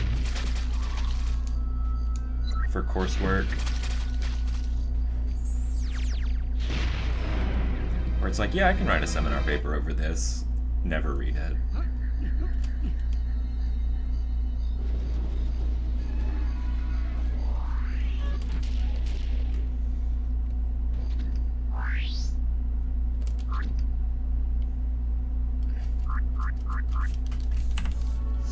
Yeah, I figured that would be a really good bog after that start.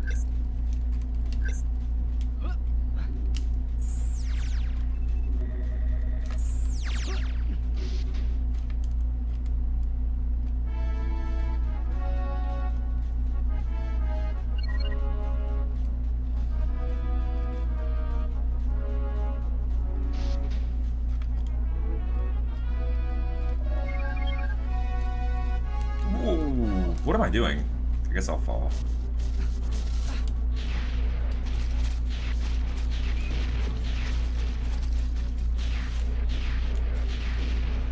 Where is this one? Where did you go?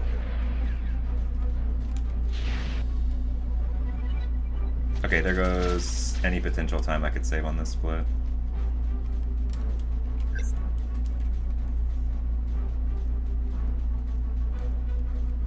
I don't know, like, whenever I'm reading just like novels now, I can, regardless of what it is, I can usually just breeze through it because I'm so used to having to read literary criticism or like reading expecting to have to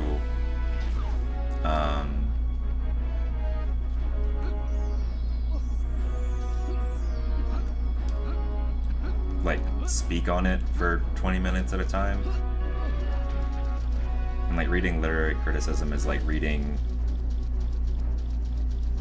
I don't know, but it's like you'll read a paragraph or a page and then sit back and be like, what the fuck did this person just say?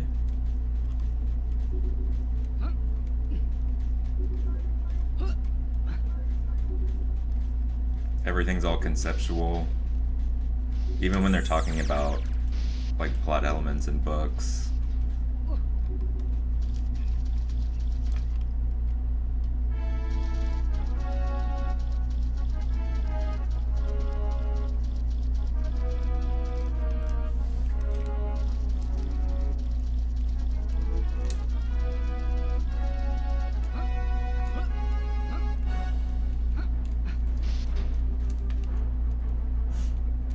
Something cool to me about how, like,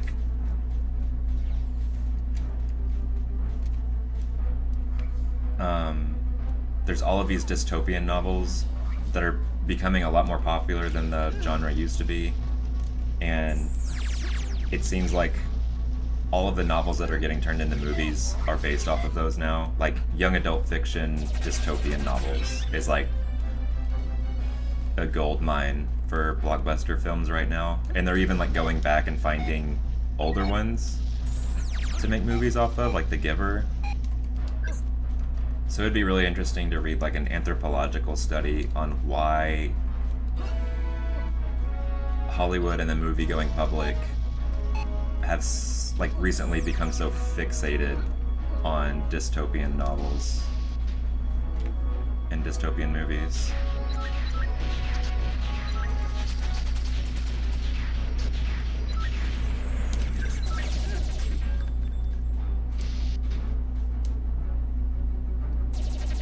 Because they've always existed.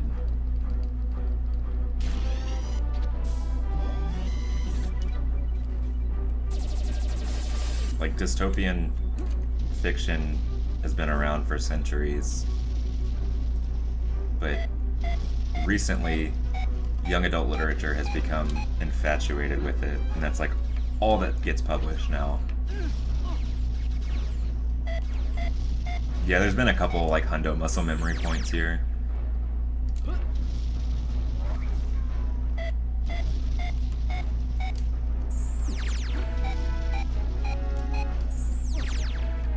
Also, nice recognition on knowing that that's a plasma shotgun crate.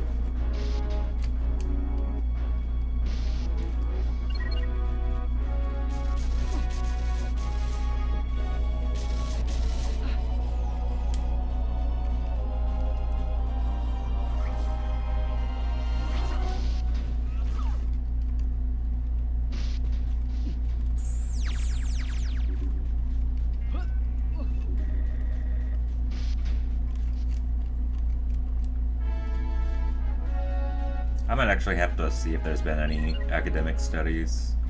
I'd want to read, like, or listen to a presentation that's like a dialogue between a film critic, or like a film theorist slash critic, a literary theorist slash critic, and a anthropologist that studies cinema or pop culture, and just like see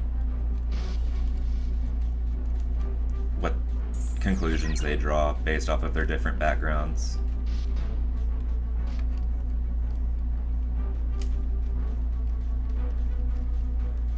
That sounds like fun to me.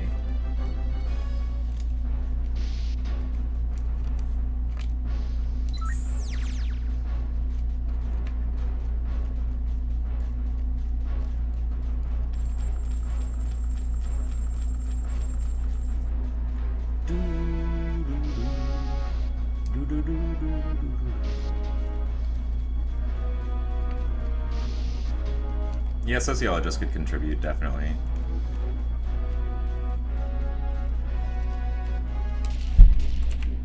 I don't know, there was a Reddit thread where it was, the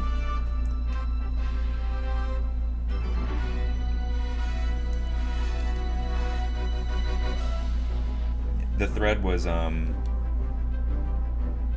can't remember what it was talking about, but someone mentioned that they were or like what it was an Ask Reddit thread, and it was like, what's the weirdest topic that you've ever gotten in like a heated argument about? And someone said that they responded saying they're like a evolutionary biologist, and they have friends that are psychologists, and then one that was like an anthropologist, and one, I can't remember. There were 4 of them, and they all came from different backgrounds in different sciences. And the question that they were trying to answer was, why has society become so obsessed with like men wanting to have big dicks? Because that used to not like be the case necessarily. And they all like went and studied and did research on their own, trying to find an explanation based off of their background. So like the evolutionary biologist thought that it might be because initially it was considered how you could determine if someone's a better mate. And then like a psychologist was tying it back to Freud.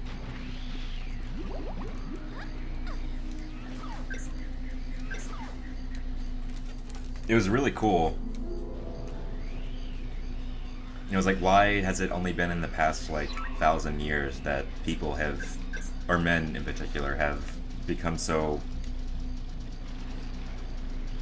infatuated with that?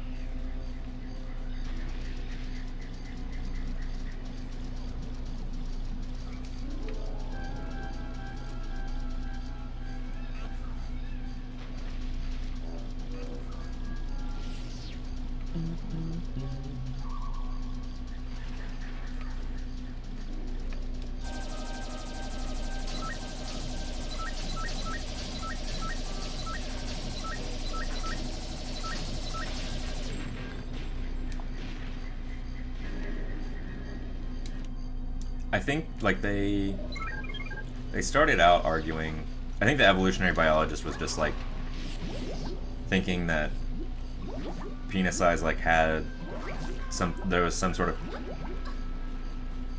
potential correlation that people were drawing unconsciously, that having a big dick meant that you were a good mate and that you would likely produce a lot of offspring, or strong offspring.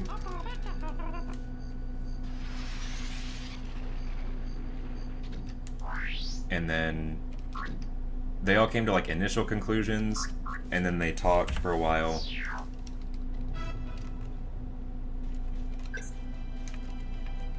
And then they all went back and did research, trying to find explanations.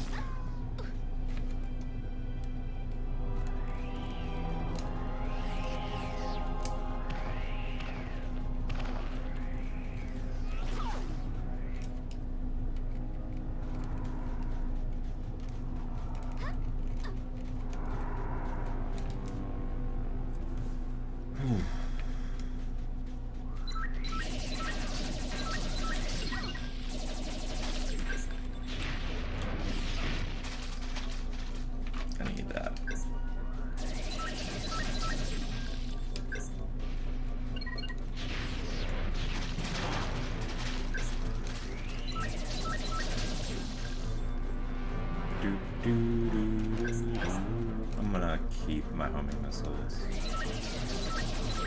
Not use one there.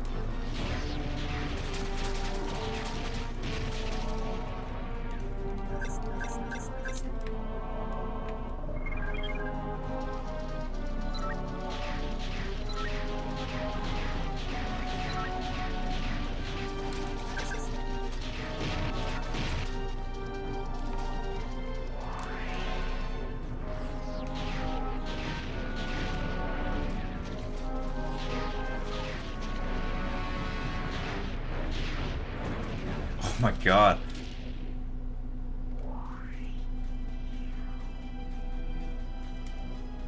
What about bra size? Do people used to not care about that? I don't know, that one's been not weirder, but at least from my understanding, different in that based off of like figurines found in really, really early civilizations, like before written language was a thing, really. They would find like figurines or busts of women where it's like they have really big curves, and then it seems like it went down for a while, like several thousands of years, and then like recently it's gotten to where bigger busts is the thing, or like sharper, bigger curves.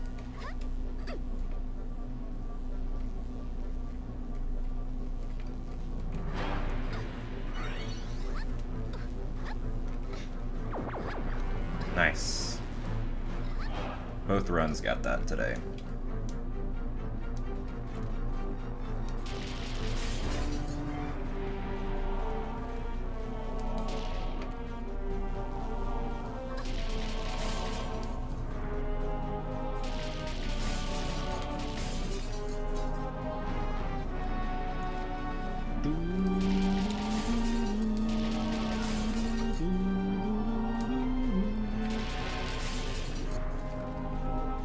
Yeah, I'm gonna lose time because the start of it wasn't great, but I'm fine with losing a little bit of time on Cortex if it means that I get the brain room. That's really the only important part of it, other than like missing a drone and having to turn around at the Life Force store. The first one, like where you run through a really long hallway. Not the one where you're using homing missiles to shoot them on the little bridge.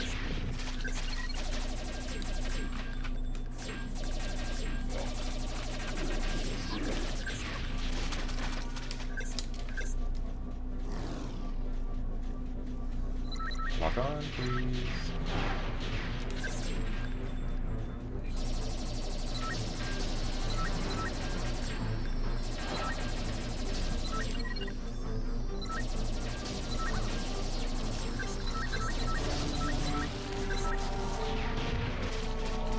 What? There was a rhino drone that lived through that. Where did he go, though?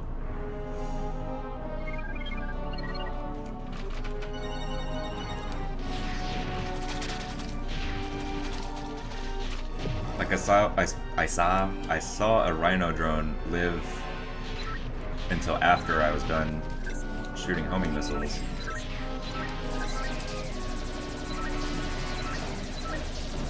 And then I killed the frag drone and he was gone. So weird.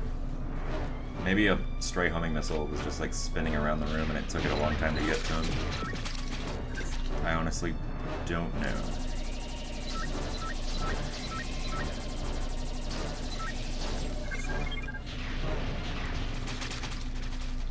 Alright, I have a lot of health.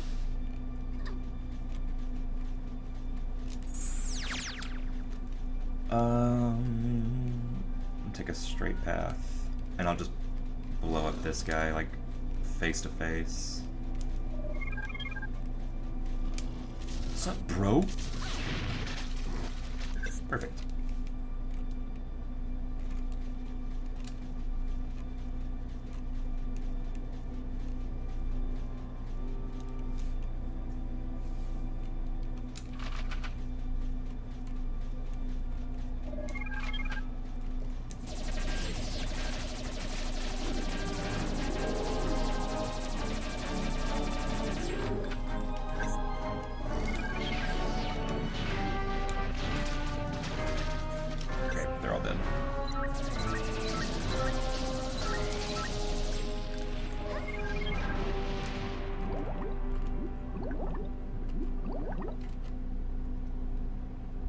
No, not that one.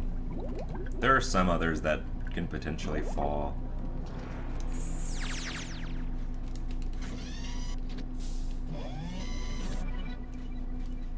But I don't know about that set in particular. There's a couple things that could have killed it, like a flying drone falling on it, because it most likely had taken some damage already, just not enough to actually kill it. So it could have gotten killed by a flying drone, hitting the ground and exploding on top of him, or he could have been like right next to that stag drone and I just didn't see him. And the tri-rocket shot killed him.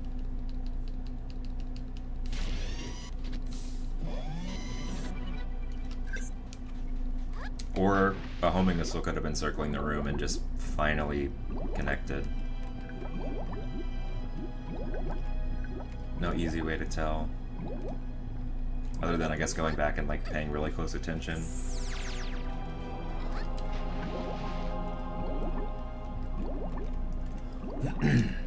Yeah, I learned that the hard way through a couple dead tribals.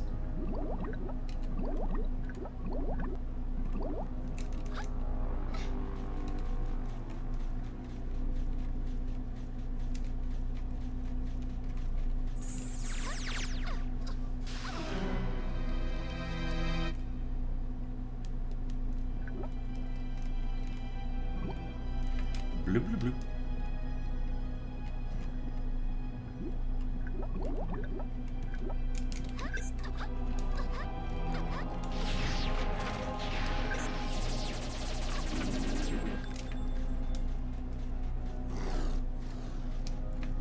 Yeah, the homing miss.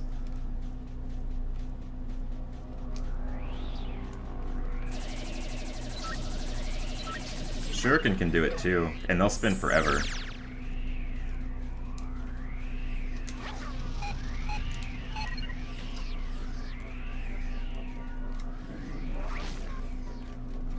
Because either they can't hit the target or they can't get to you because you're like a certain, like really small window where you're like the perfect distance away from the enemy to where it spins around both of you, trying to either return to you or kill the drone, and it can't do either.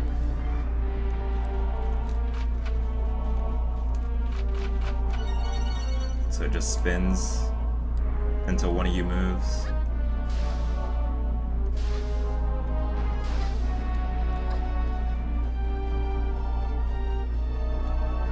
I discovered that when I used one on a zombie drone, because if you hit them with shuriken, it'll cut their head off, but they'll still live. Oops.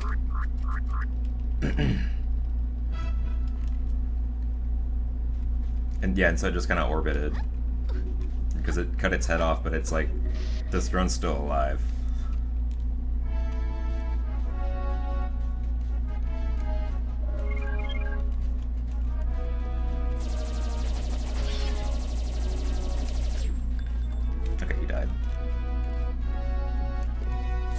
Oh, and they're all three down here. Thanks, guys. That's sweet. That gold can be improved by a little bit, too. Like, another 3 seconds pretty easily.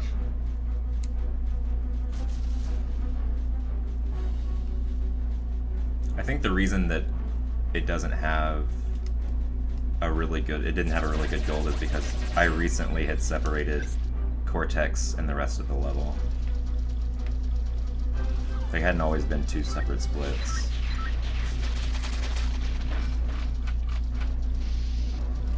But I wanted them to be for my statistics so that I knew when it says like a run died on that planet, I know if it died because... Nice. It died because I like fucked up Cortex or something happened on the level itself.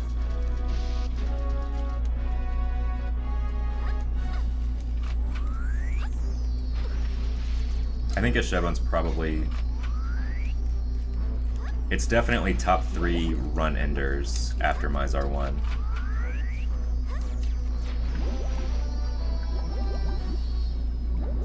Jim Corey's definitely up there, and then maybe either Rim or like Rithessa Sin.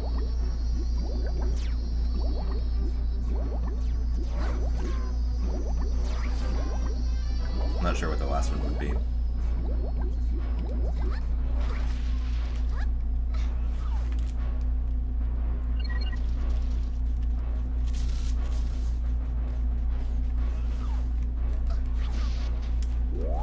Because there's like several that come close.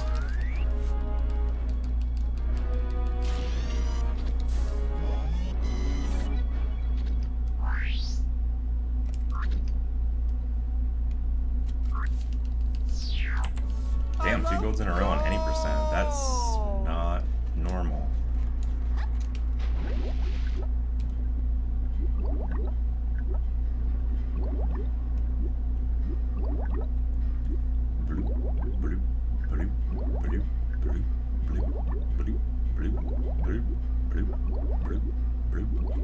Bad line.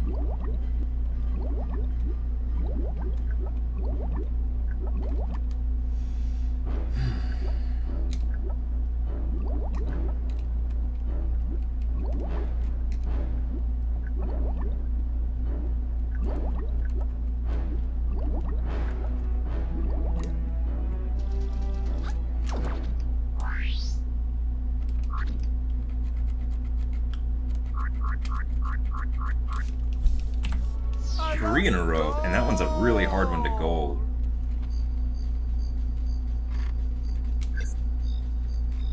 Like, that's like a Flume World record, basically.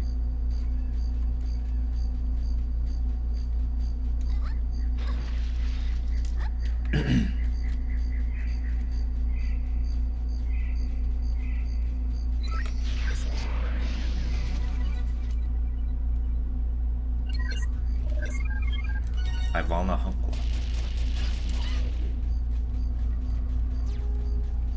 The only Austin Powers that I've seen more than like once is The Spy Who Shagged Me, and I've seen that one like probably 10 times.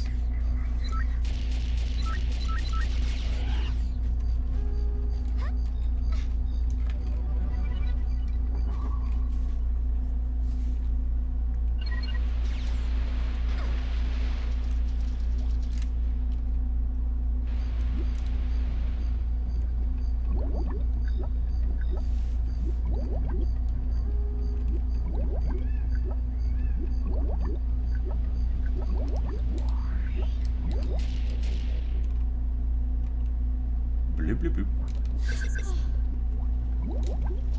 Yeah, Spy Who Shagged Me is definitely the best.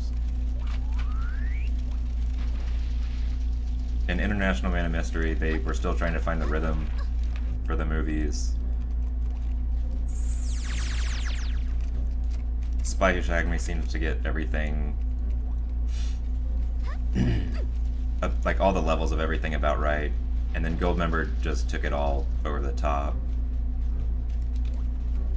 Oh, it feels so weird just like running down this path instead of going up.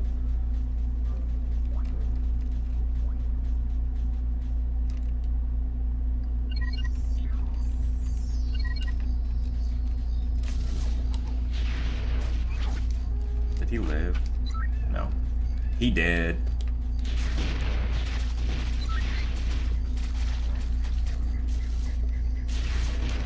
What? What? How did the first one live? Or how did the first one die and that one live? What the fuck? That was super weird. The first one I shot there, it didn't seem like I even got close to it with where I was aiming. And then the second one, I thought I got a perfect shot in. And he just like kept walking like it was nothing.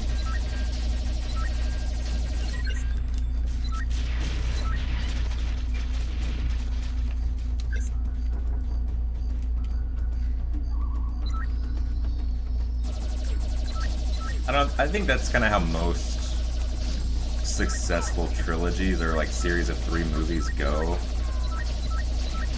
Is one is always, the first one's good. Ooh, why did I not use homing missiles? That was so close. The first one's good. The second one's the best because it gets it perfect. Like, it gets the formula just right. And then the third one is usually just a little bit too much. Like, that's how I felt about the Star Wars original trilogy. Where, like, A New Hope is really good, but there were a couple things that weren't perfected about it until later in the series. And then Empire is hands down the best Star Wars. Objectively. It can't be argued.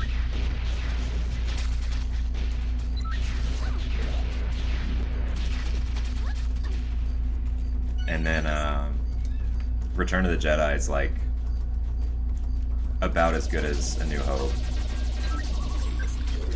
Just because I felt like they tried to do too much.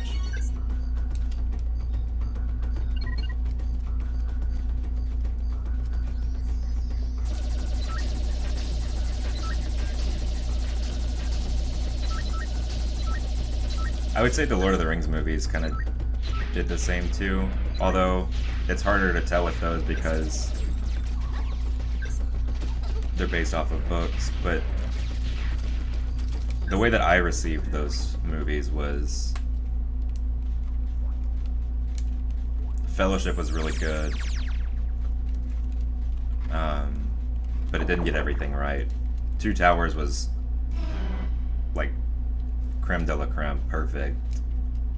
And then Return of the King was like good,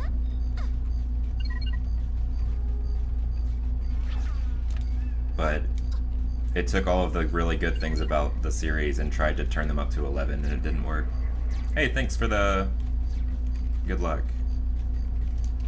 We've already improved one world record today. If I could do both of them, or both of the major categories in one day, that would be amazing.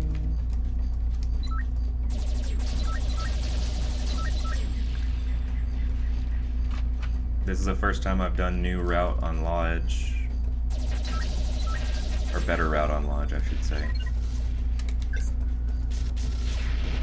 And then 90% run.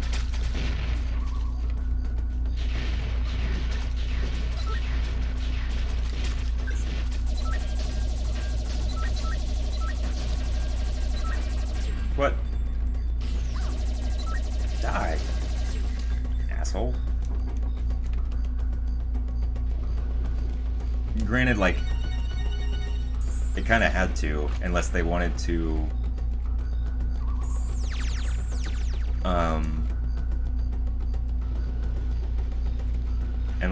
include material from Return of the King in the Two Towers movie, which I feel like would have pissed a lot of people off.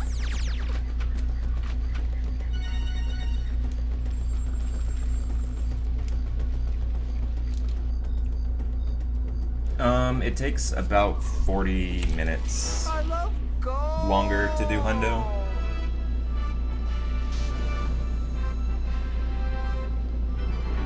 Which is a little surprising considering how much extra stuff you have to give.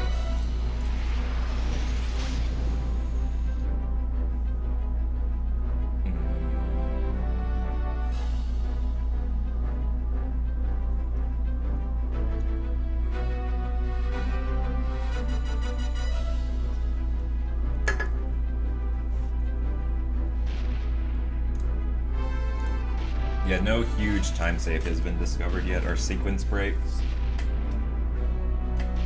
So if you're someone who likes to break games, please, by all means, I will help you in any way I possibly can.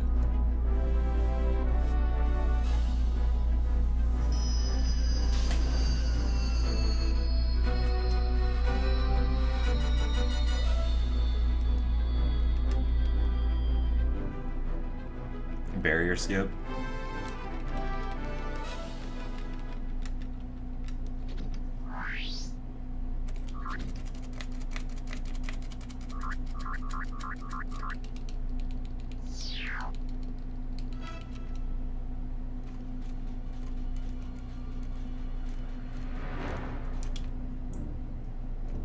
I don't, but the other person who runs this game a lot does. He would probably be able to tell you anything that you would need to know. Like, he knows the memory values for all of the stuff that we really want to skip.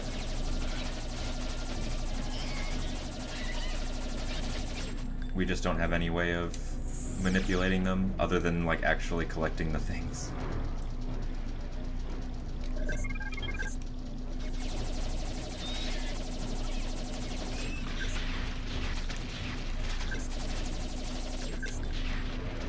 Got him.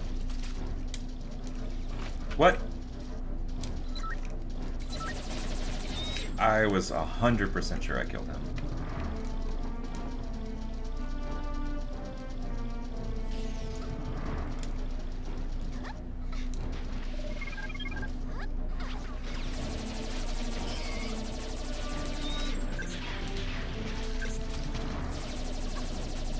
There might be a drone left. There's definitely this one left. There might be another one.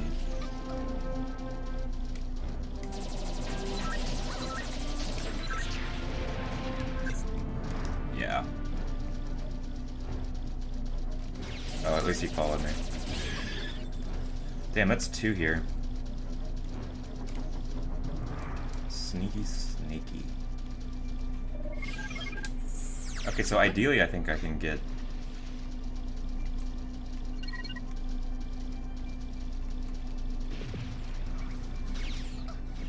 out of this part of Bluff before the music changes.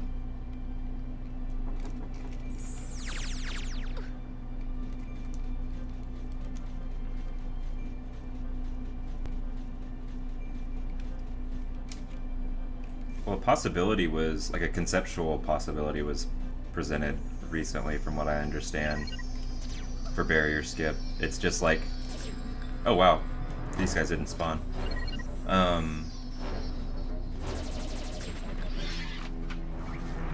It's just that there's no real way to do it outside of TAS or outside of emulator. Get out of the way!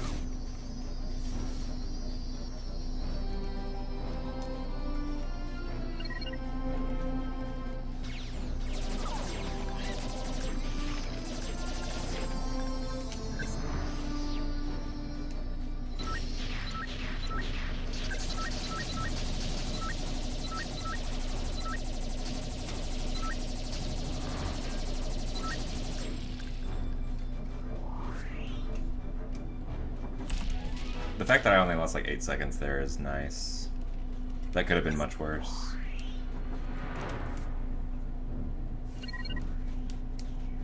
Alright, one of these weevils needs to give me health.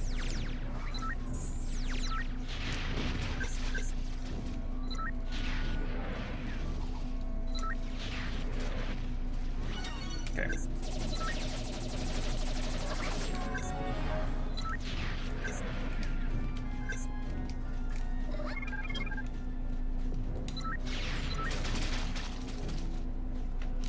Jimmy knows how to manipulate him to a certain degree. I'm slowly learning how.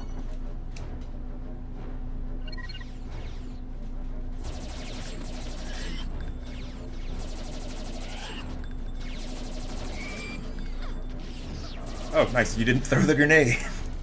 Oh, I love that.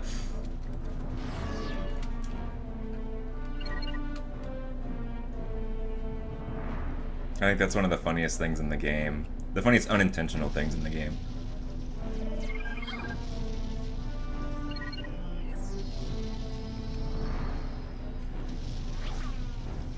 Where sometimes drones will pull a grenade and do the entire throwing animation.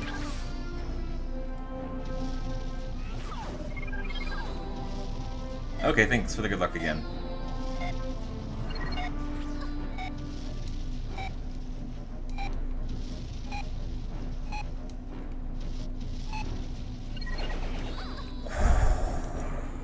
That was risky.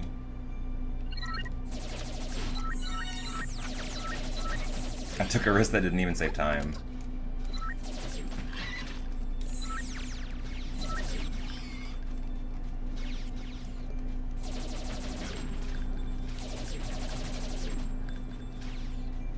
Yeah, it's like if you've ever seen the movie The Replacements.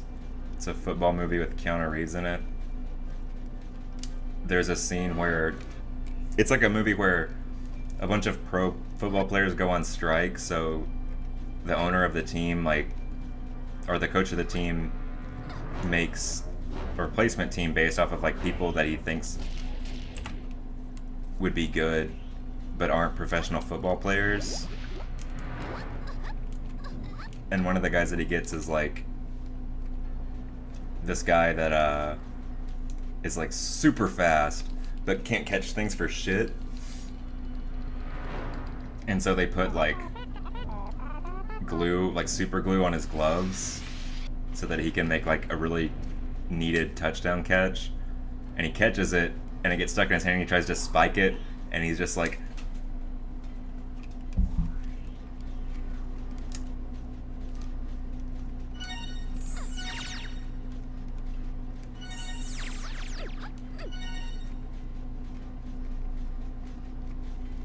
looked like he jerked off an elephant. Yeah, basically.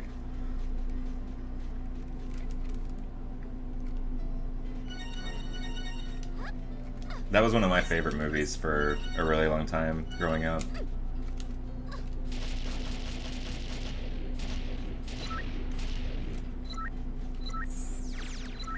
I guess it would actually be better to be as close to this as possible instead of backing away from it, because there's no point in me trying to get to those tribals super quickly because I'm always going to have to wait on the elevator. So it'd actually be best to minimize the distance that the bullet needs to travel.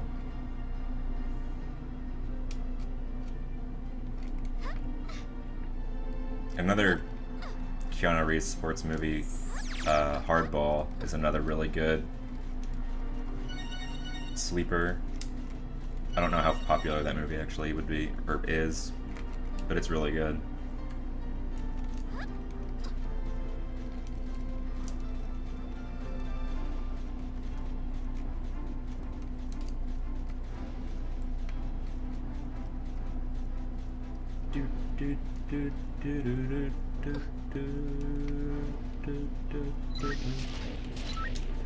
Yeah.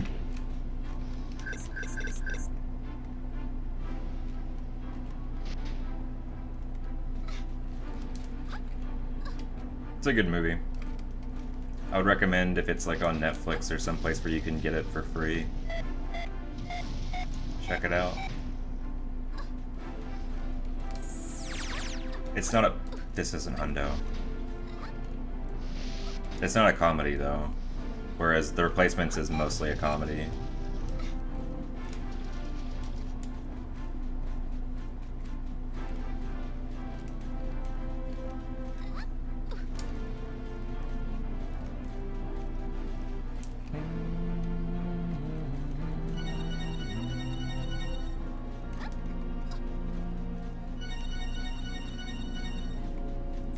Do we double hop the stairs? We do!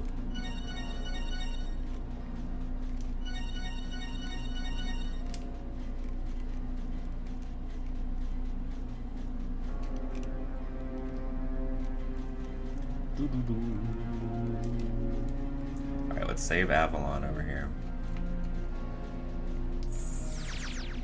That's her and one of Jeff's bastard children that he had with her.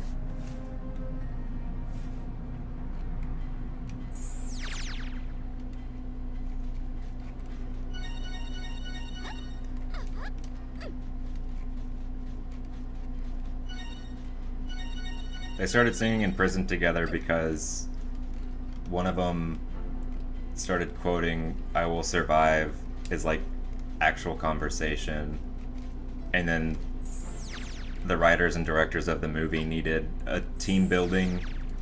They needed... That whole segment of the movie is about building camaraderie between the team. Like that fight that breaks out in the bar is the team building thing, because they're standing up for each other, and then the dancing in the prison cell solidifies them being like one unit instead of a bunch of individuals.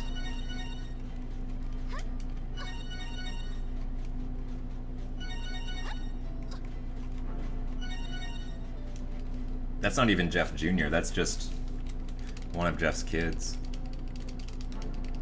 Of many.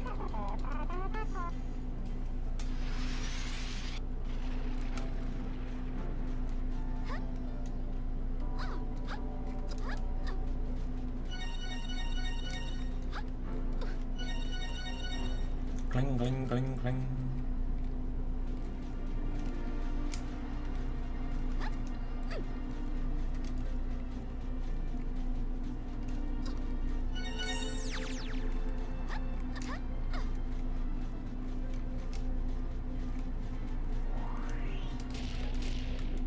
See if I can get to spawn ship before 5:27.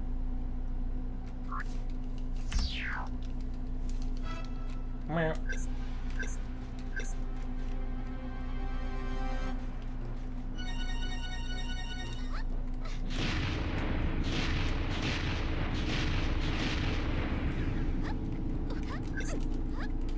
God, that was almost bad.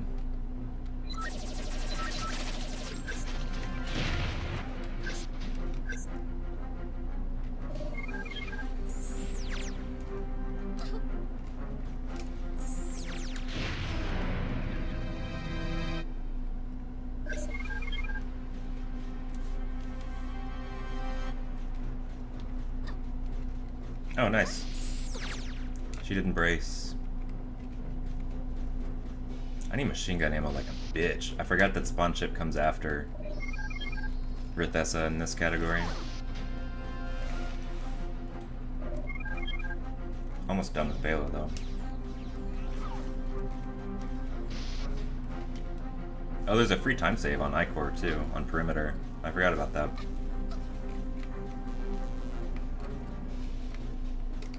Six homing missiles and 15 machine gun ammo. Tell you what, I'm gonna grab the extra. So that it's 65 and 6, not... It's almost 666.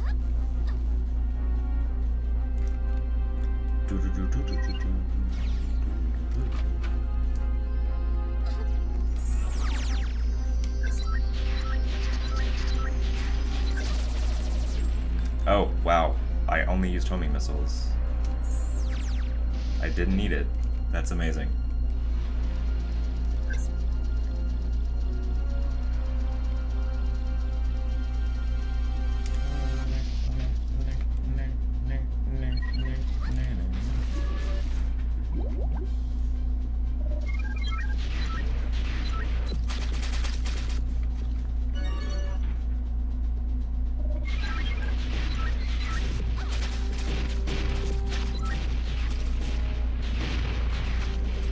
This room has been really good to me the past couple runs, in hundo and any percent.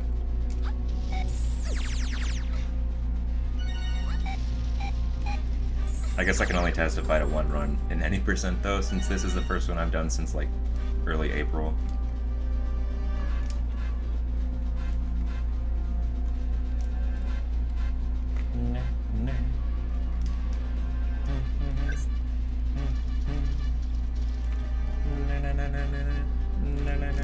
Swim up. Forgot which room I'm in. Which is weird because I forgot which room I was in last run too, but I thought I was in the next room when I was in a previous one. Whereas this time, I just had no idea where I was. Completely zoned out.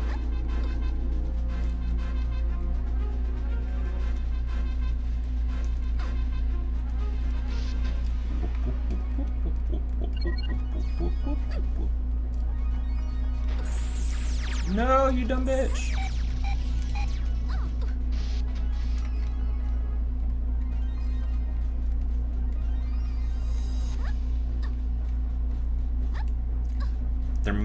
I could save time here too because of the new strat in that room that I do.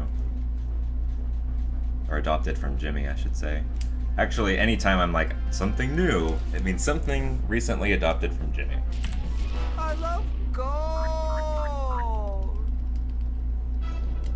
Nah.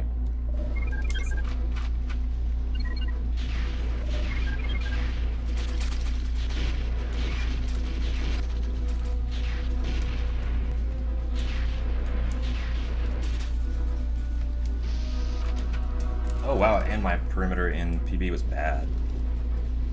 So I got two things going in my favor right now on perimeter.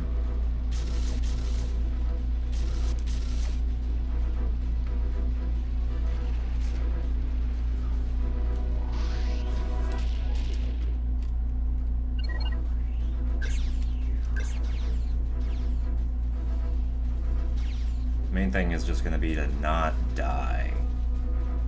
That's important.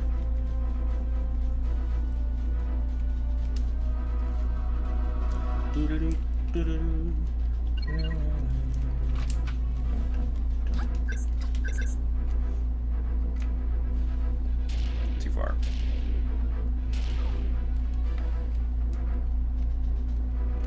Ah!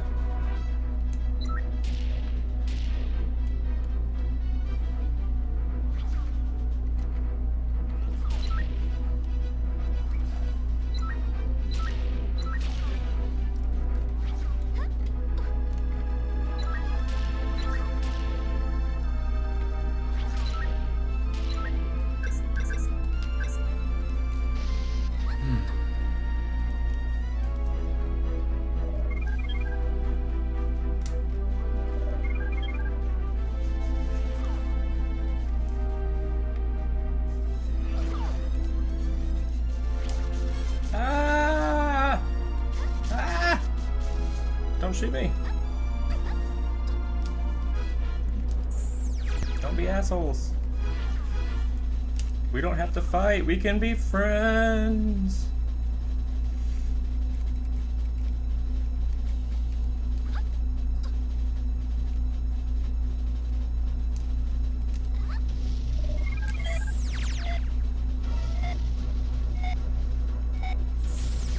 Leave me alone.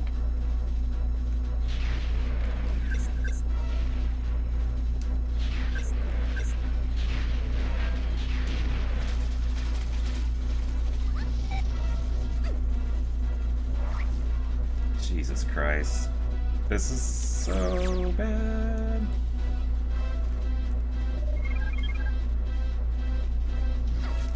Get up! Woo!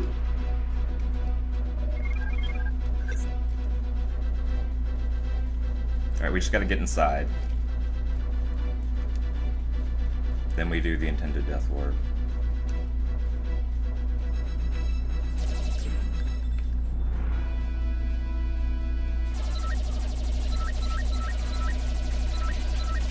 Alright, none of them threw a grenade.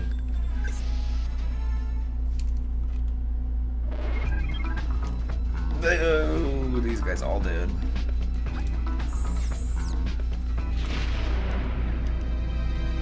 Yay, intended death ward.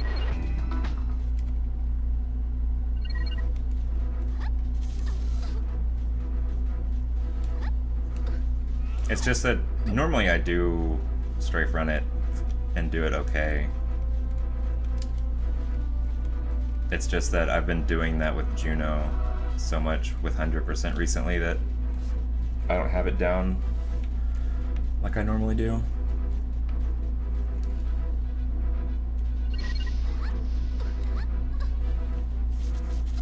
Stop it. Stop it. Stop it. Leave me alone. Stop. Stop shooting me. Stop. No, new strats. Don't gotta fuel up on the way back.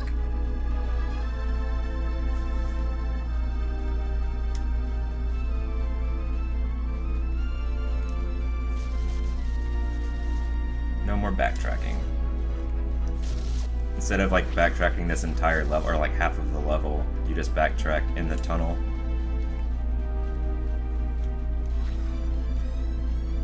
And Jimmy recently determined or demonstrated that this way is faster. Yeah, it's funny, me and Jimmy like discovered that and how it works with 100% because Juno obviously doesn't want to run through that little slip, whereas Vela does. Damn, there's still a lot of time I can save there.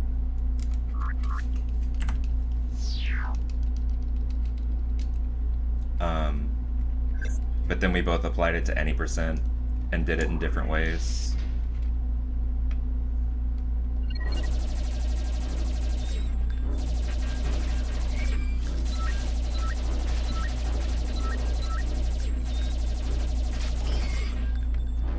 Like, he made a video of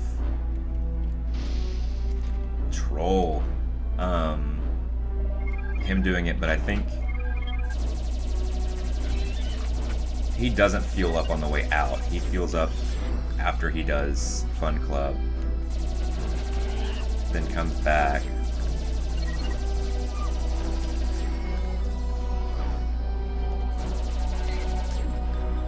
He's still alive.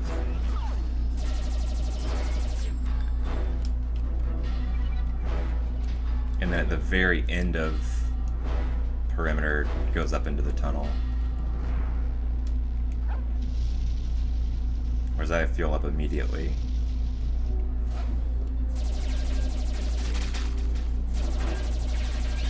Nice, those runs were nice to me this time.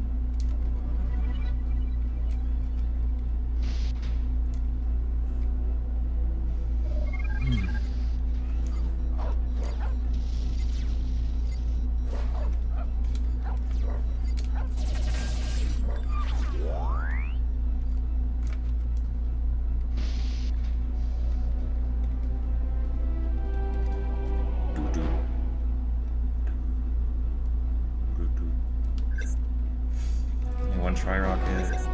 10 homing missiles though, that's fine. Almost went for the multiplayer totem instead of going down the middle of this room.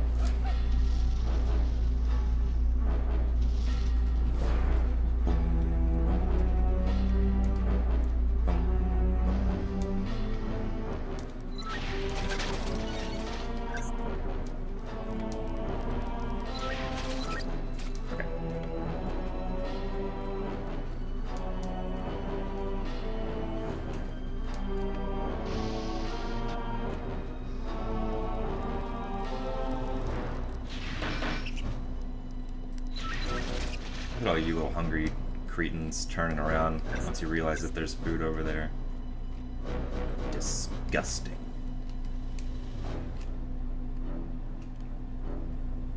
They also eat dead tribal.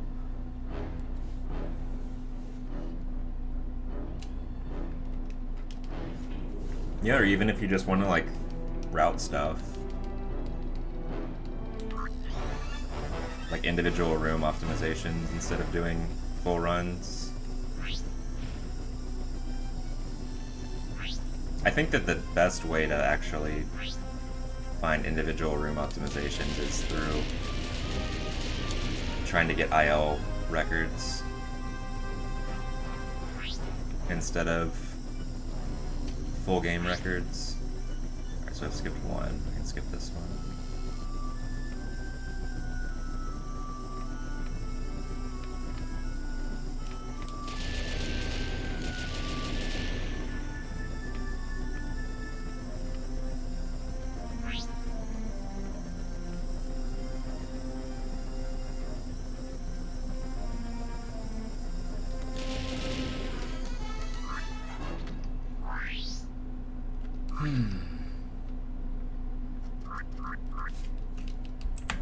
I love gold. They're available to be used on speedrun.com, but I don't think Jimmy's posted his ILs on it. But other people that aren't me or Jimmy have recorded and put on YouTube ILs before. And with the Japanese version, you can actually see milliseconds, so... At least I think you can. It goes 1 unit of measure farther than the English version does.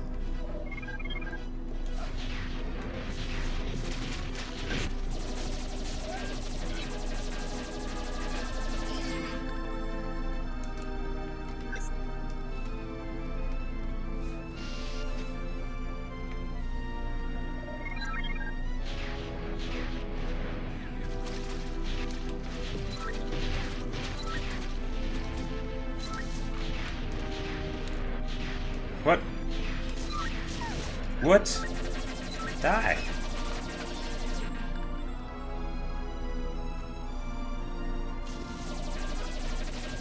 I think there's still one left. I'm not sure. Yeah.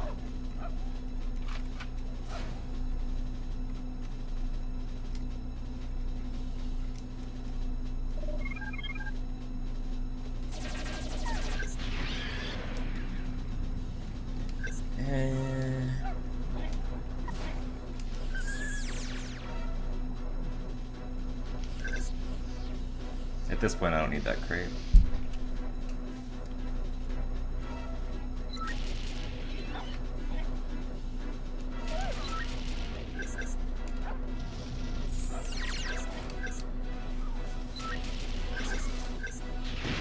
That sniper drone being alive just like can't happen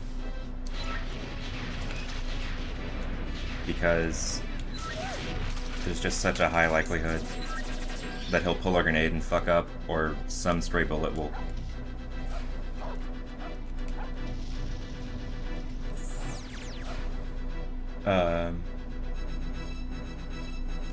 like, leaving that sniper drone alive just has a terrible capacity to fuck up the run. I've lost a lot from being risky. It's almost as risky as leaving... I would say maybe more risky than leaving alive the drone next to the tribal on the platforms on Goldwood Rim.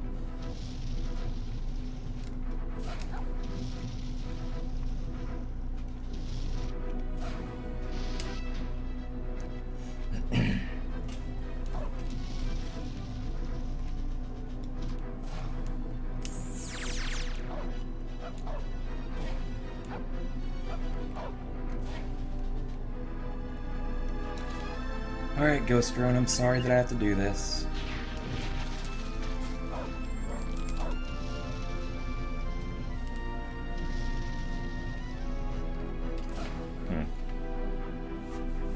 I guess I didn't get like a full jump.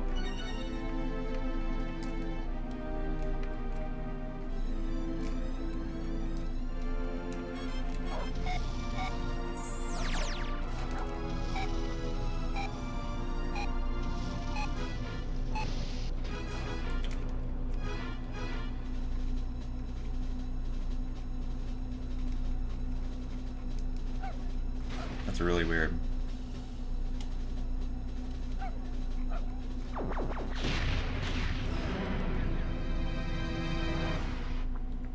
No, I don't mean that that individual drone and tribal is riskier than all of Rim, but definitely riskier than... Oh, I clipped it. Definitely riskier than... Well, on par with that singular instance. This Ichor wasn't very good.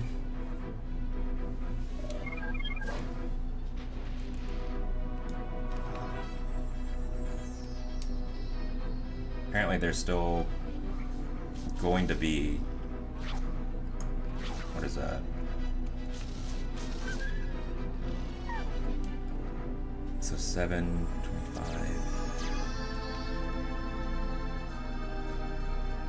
Like 30 seconds of possible time save left across Water Ruin, Rim, and Gem Quarry and Mizar.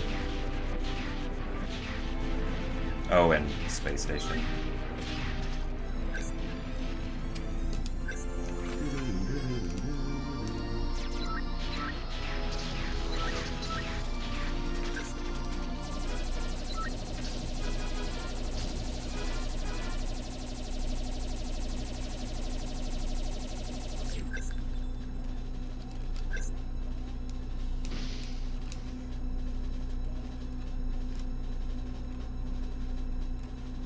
I'm gonna lose a lot of time.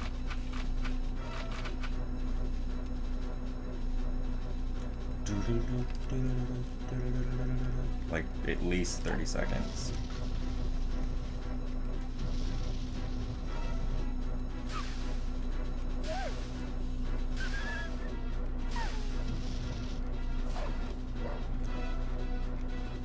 Yeah, 30-ish.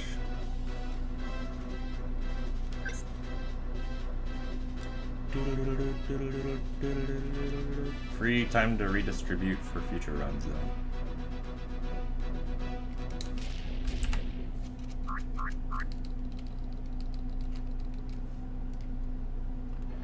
And technically, sub 329 is possible still.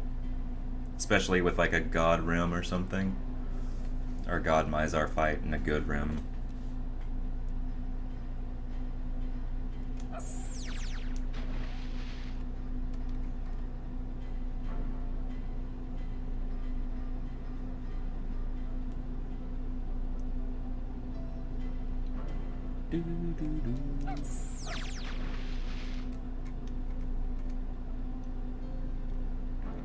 Boom, bum, bum.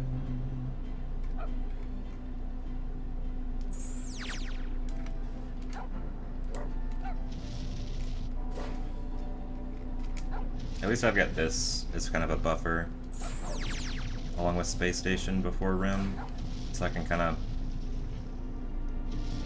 collect myself a little bit, instead of going from time loss straight into Rim, where I'm going to feel like I need to take risks. Yeah.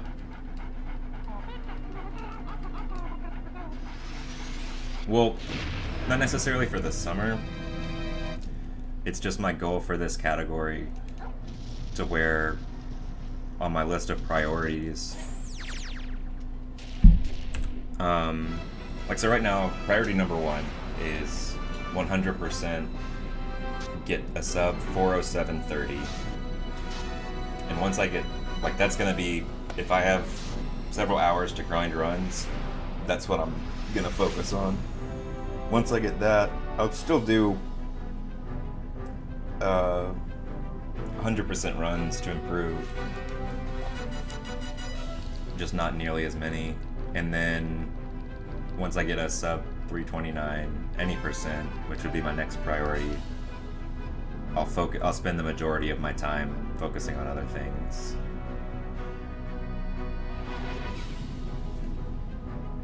If that makes any sense.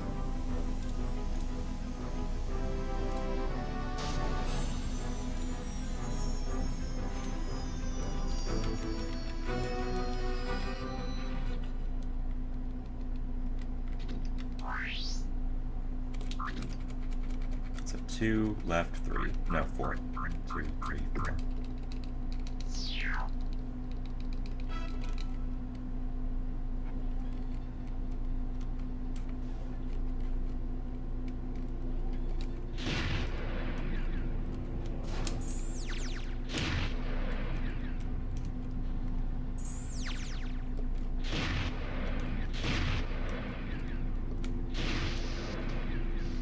And it shouldn't be too difficult to get the 100% goal, considering I got a 408.30 and I killed the tribal on Space Station with Juno, so I had to reload the level. And then I died early on Passageway with Juno, so that's like at least 20 seconds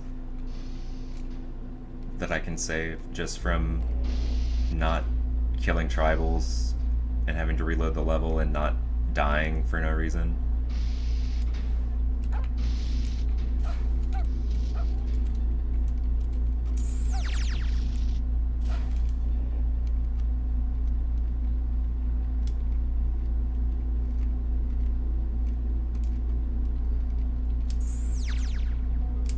Oh, it's not a very aesthetically rich game at all. It was a launch title. Even its sequel is like not very pretty. And it's just that it's a game based around one really interesting but like simple mechanic with the tongue.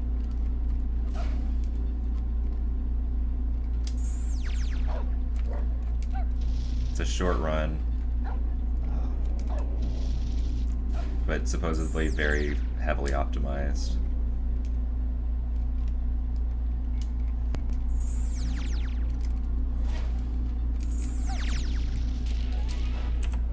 I love gold. That helps the time.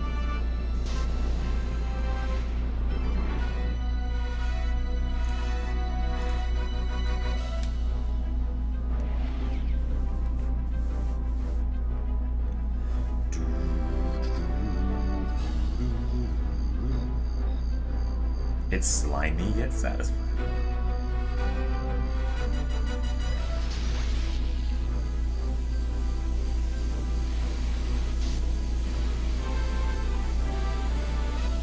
Yeah, if anything, this run got a shit ton of gold splits.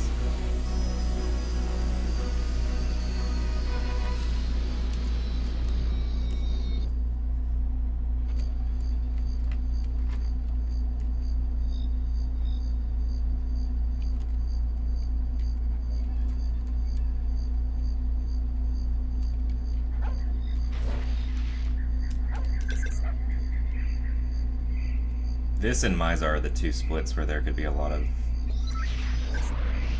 difference between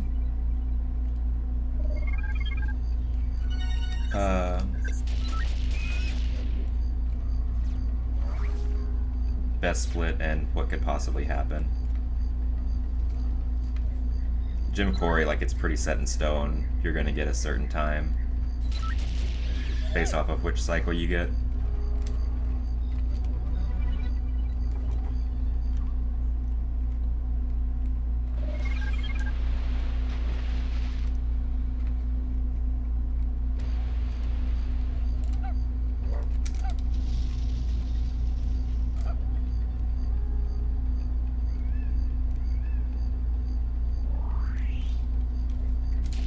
But it being like a really simply put together game, it seems like there's not a whole lot of room for breaking it. Which I mean, I don't really have a preference on like exploiting glitches in speedruns as far as like runs I enjoy doing, but the runs that I'm used to doing aren't runs with a lot of glitches and like specific tricks to exploit things. I actually learned fairly recently, for being someone who's like studied linguistics, like how that the rule for putting emphasis on two-syllable words, like you say you're going to exploit something, but if you're talking about an exploit, you don't pronounce it the same as you would if it's a verb. Or like,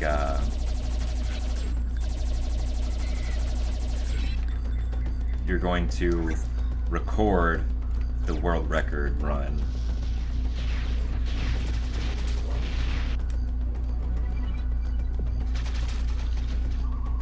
It's like if it's a verb,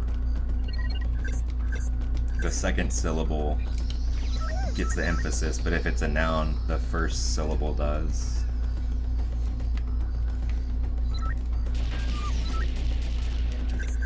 And like I never knew that until like a couple months ago. And I was like, that's really neat. English does have rules that work. It's just that they're so convoluted most of the time and surrounded by irregularities that people never pick up on them.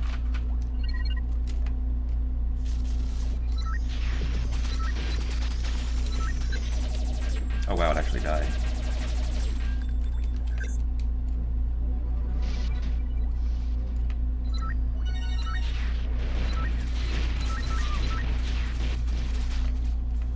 I hope they all died.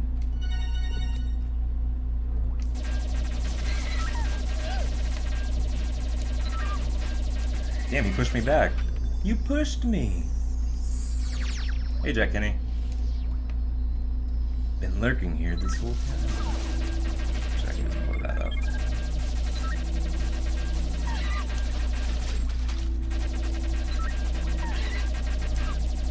Die, fool.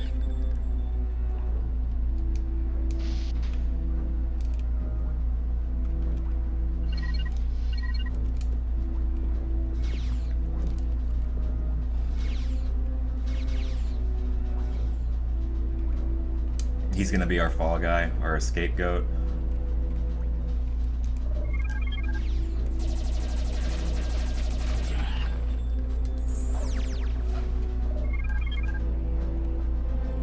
If the run dies.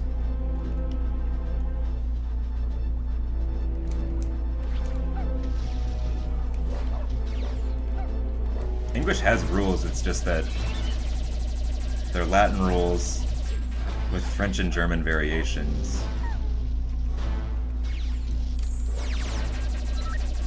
And it's just like, this doesn't work. Oh yeah, that is a good pun. Jack the Rip Run.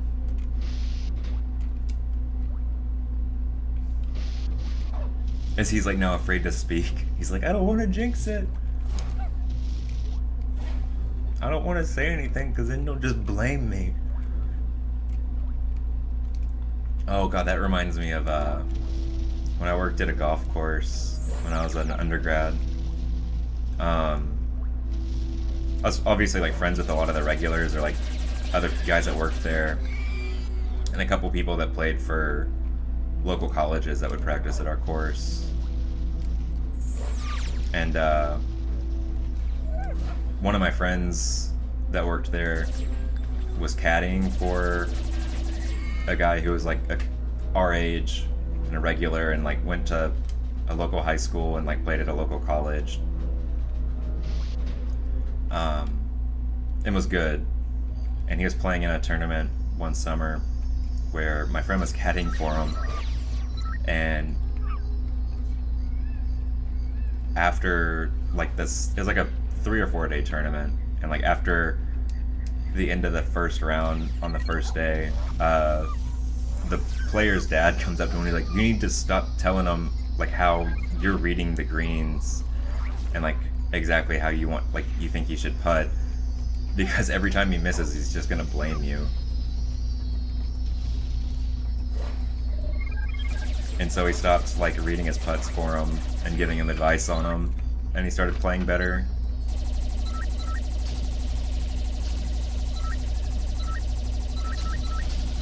Not necessarily because he was giving like bad lines or anything, but oh, that hill fucked with me. But just because the guy like hates listening to other people.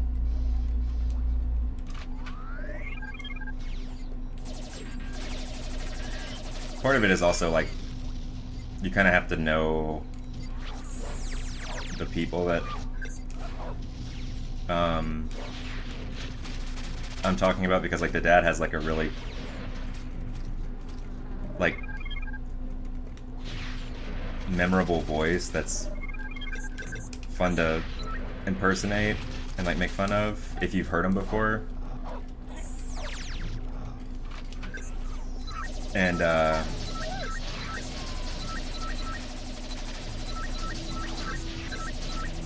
because basically like the way that he said it, he was like, Cody, quit reading his fucking putts, he's just gonna blame you.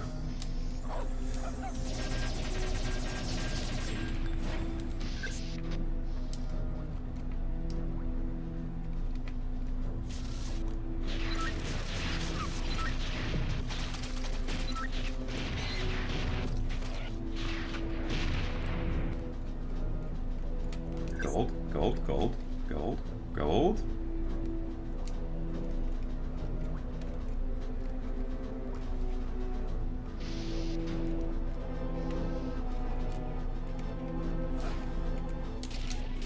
Oh, so close.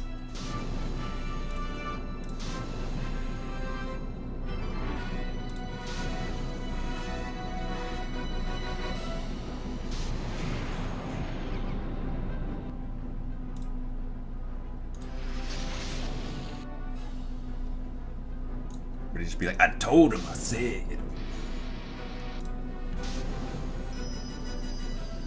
Cody.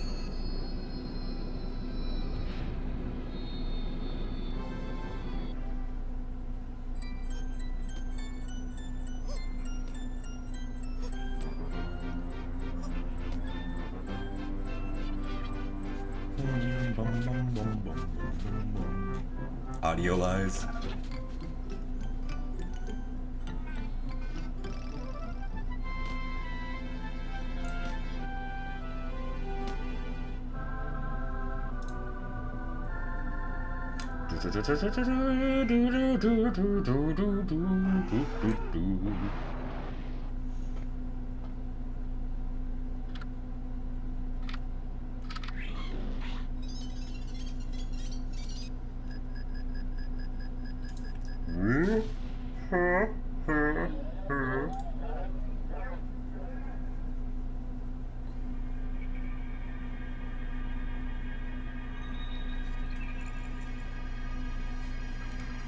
This is like the only segment of the run, or like the only period of the run where my time has been relatively consistent across splits. Like the majority of the run, there's some ups and down movement, or up and down movement. There's a little bit that was relatively even, but like the past couple splits have been exactly the same.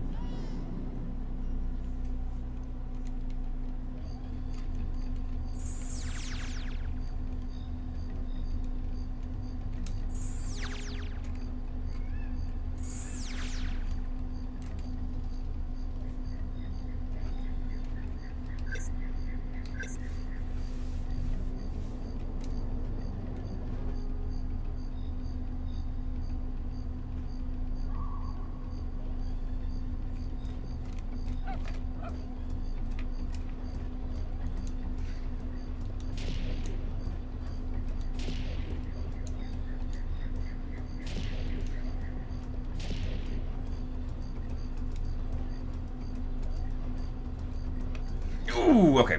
We're good.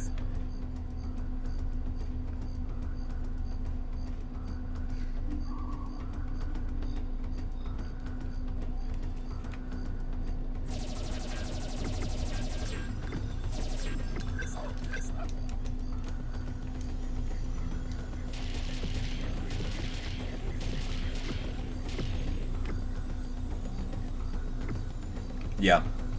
That's like the only really strong, unadjusted split that I had.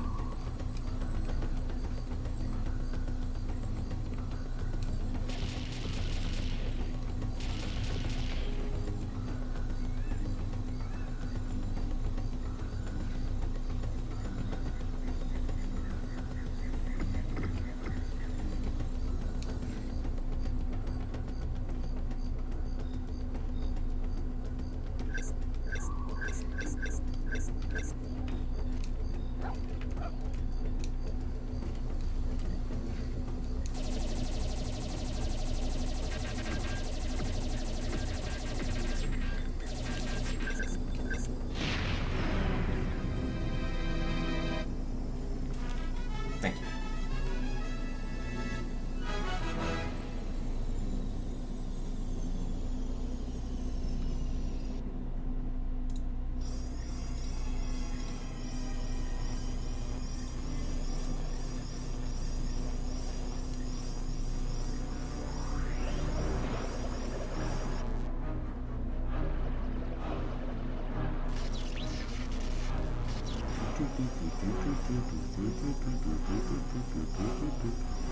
Only one thing left for me to fuck up the most. There was no doubt that, like, based off of the timings, like, that had to be 4 cycle unless something, like, went wrong with the game.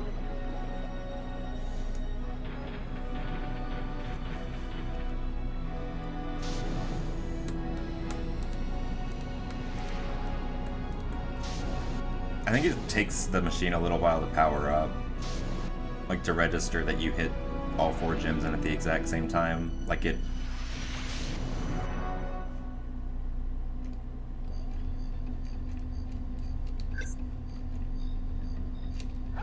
registers each one individually, and like slowly charges instead of just being like, oh shit, you got them all in fast.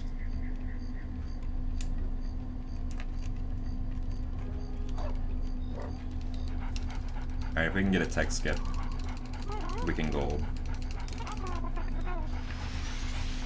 Es posible. Maybe not, because it took me a long time to get out of that text box.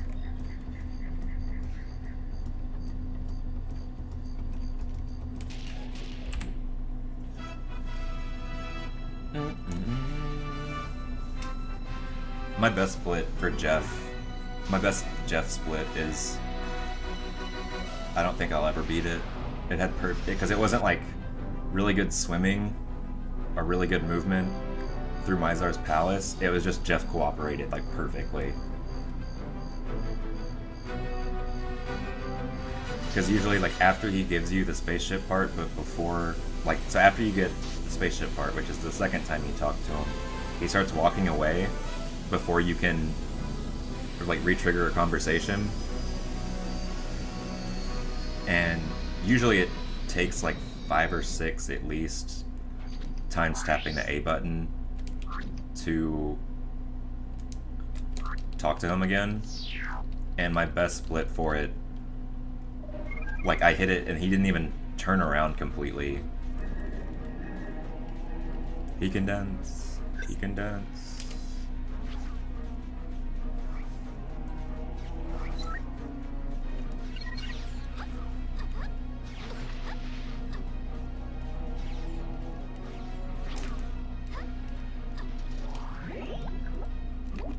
Could have been a little bit faster. Ideally, Vela will slide a little bit before she actually starts jumping on long jumps like that. If you start them immediately after you let go of the control stick.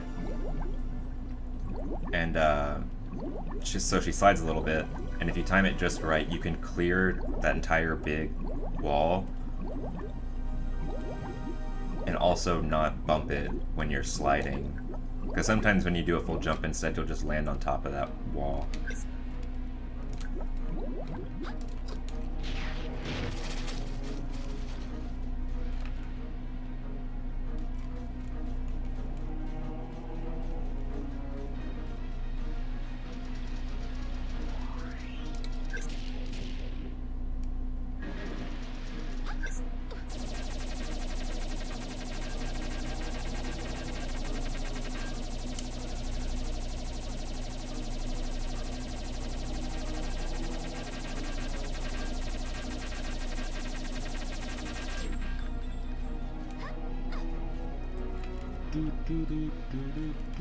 So like this, you talked to him 3 times. The first one, he just like re-explains everything.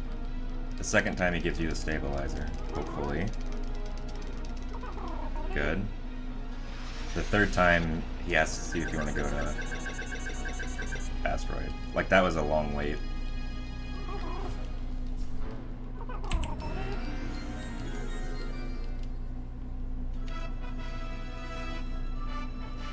It probably does, but not enough to notice.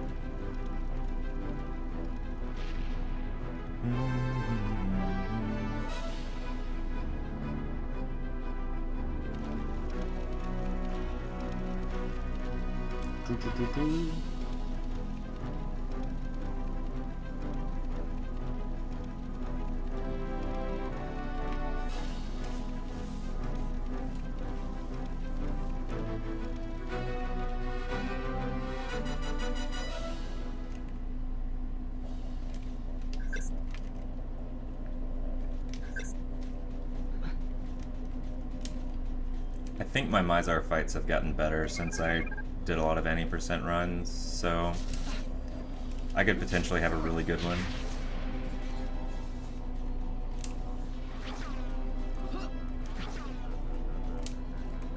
There's obviously some time I can save on it.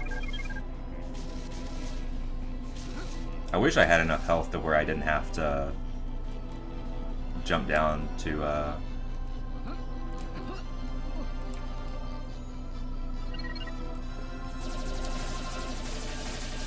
refill my health completely. If I could just go straight into the fight, that would have been amazing.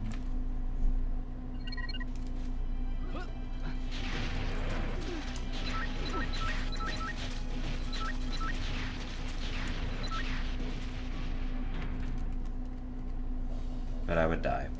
Like 100% of the time. I would die in a Mizar fight with that much health.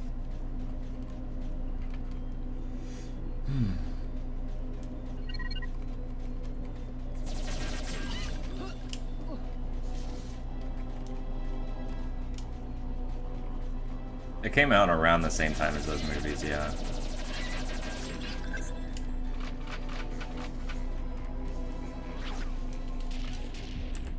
I love gold. It's possible. It's conceivable. I will likely let everyone down and be disappointed that it doesn't happen. But it could happen.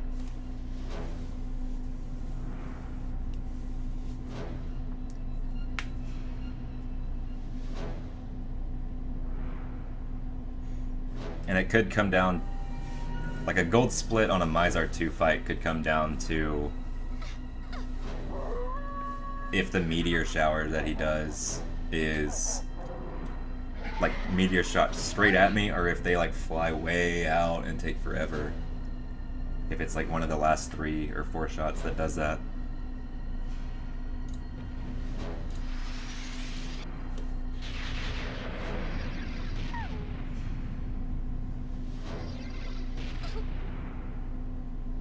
I would want to know what Jimmy... Oh, he doesn't split at Asteroid.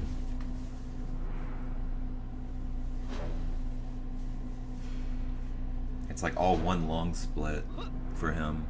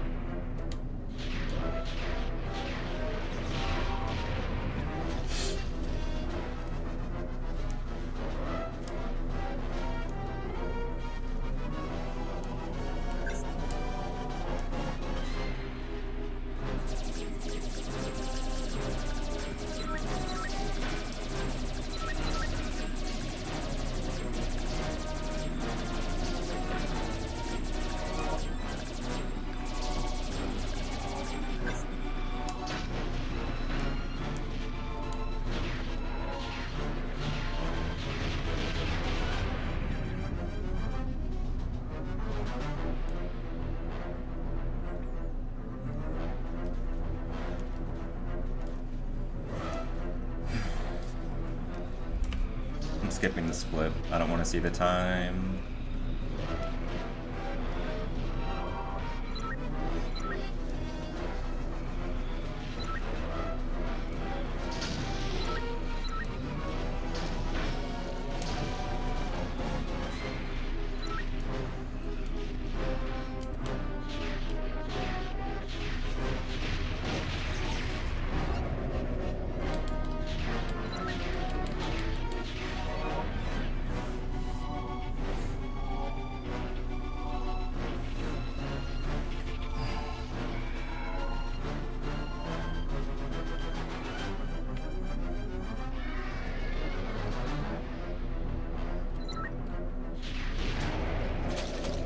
I shouldn't have even shot.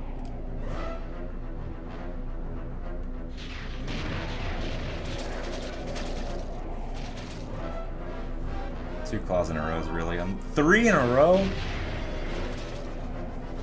Wow, that's really unlucky, but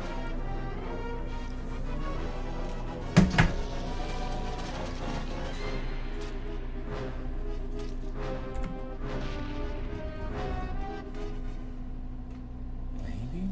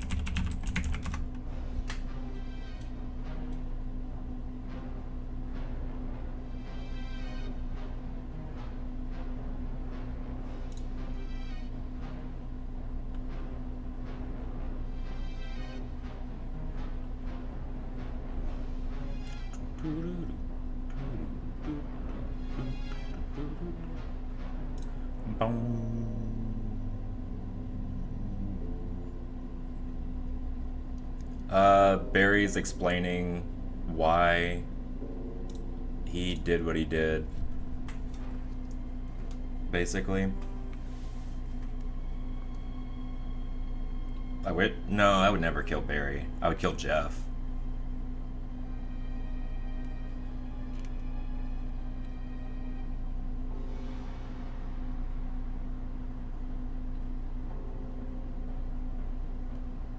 But, Juno says that they want to take Barry back to Jet Force headquarters for a trial.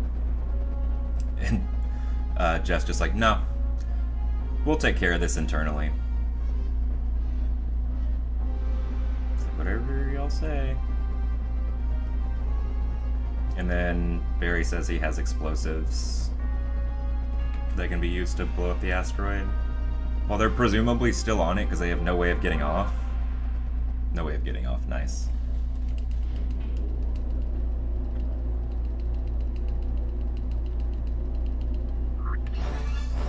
Here we go, folks.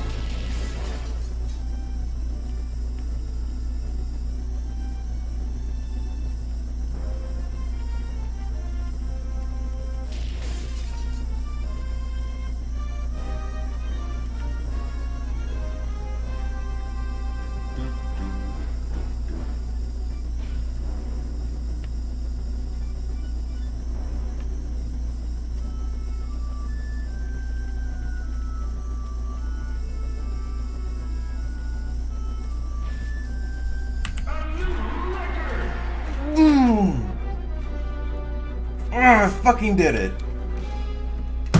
Oh.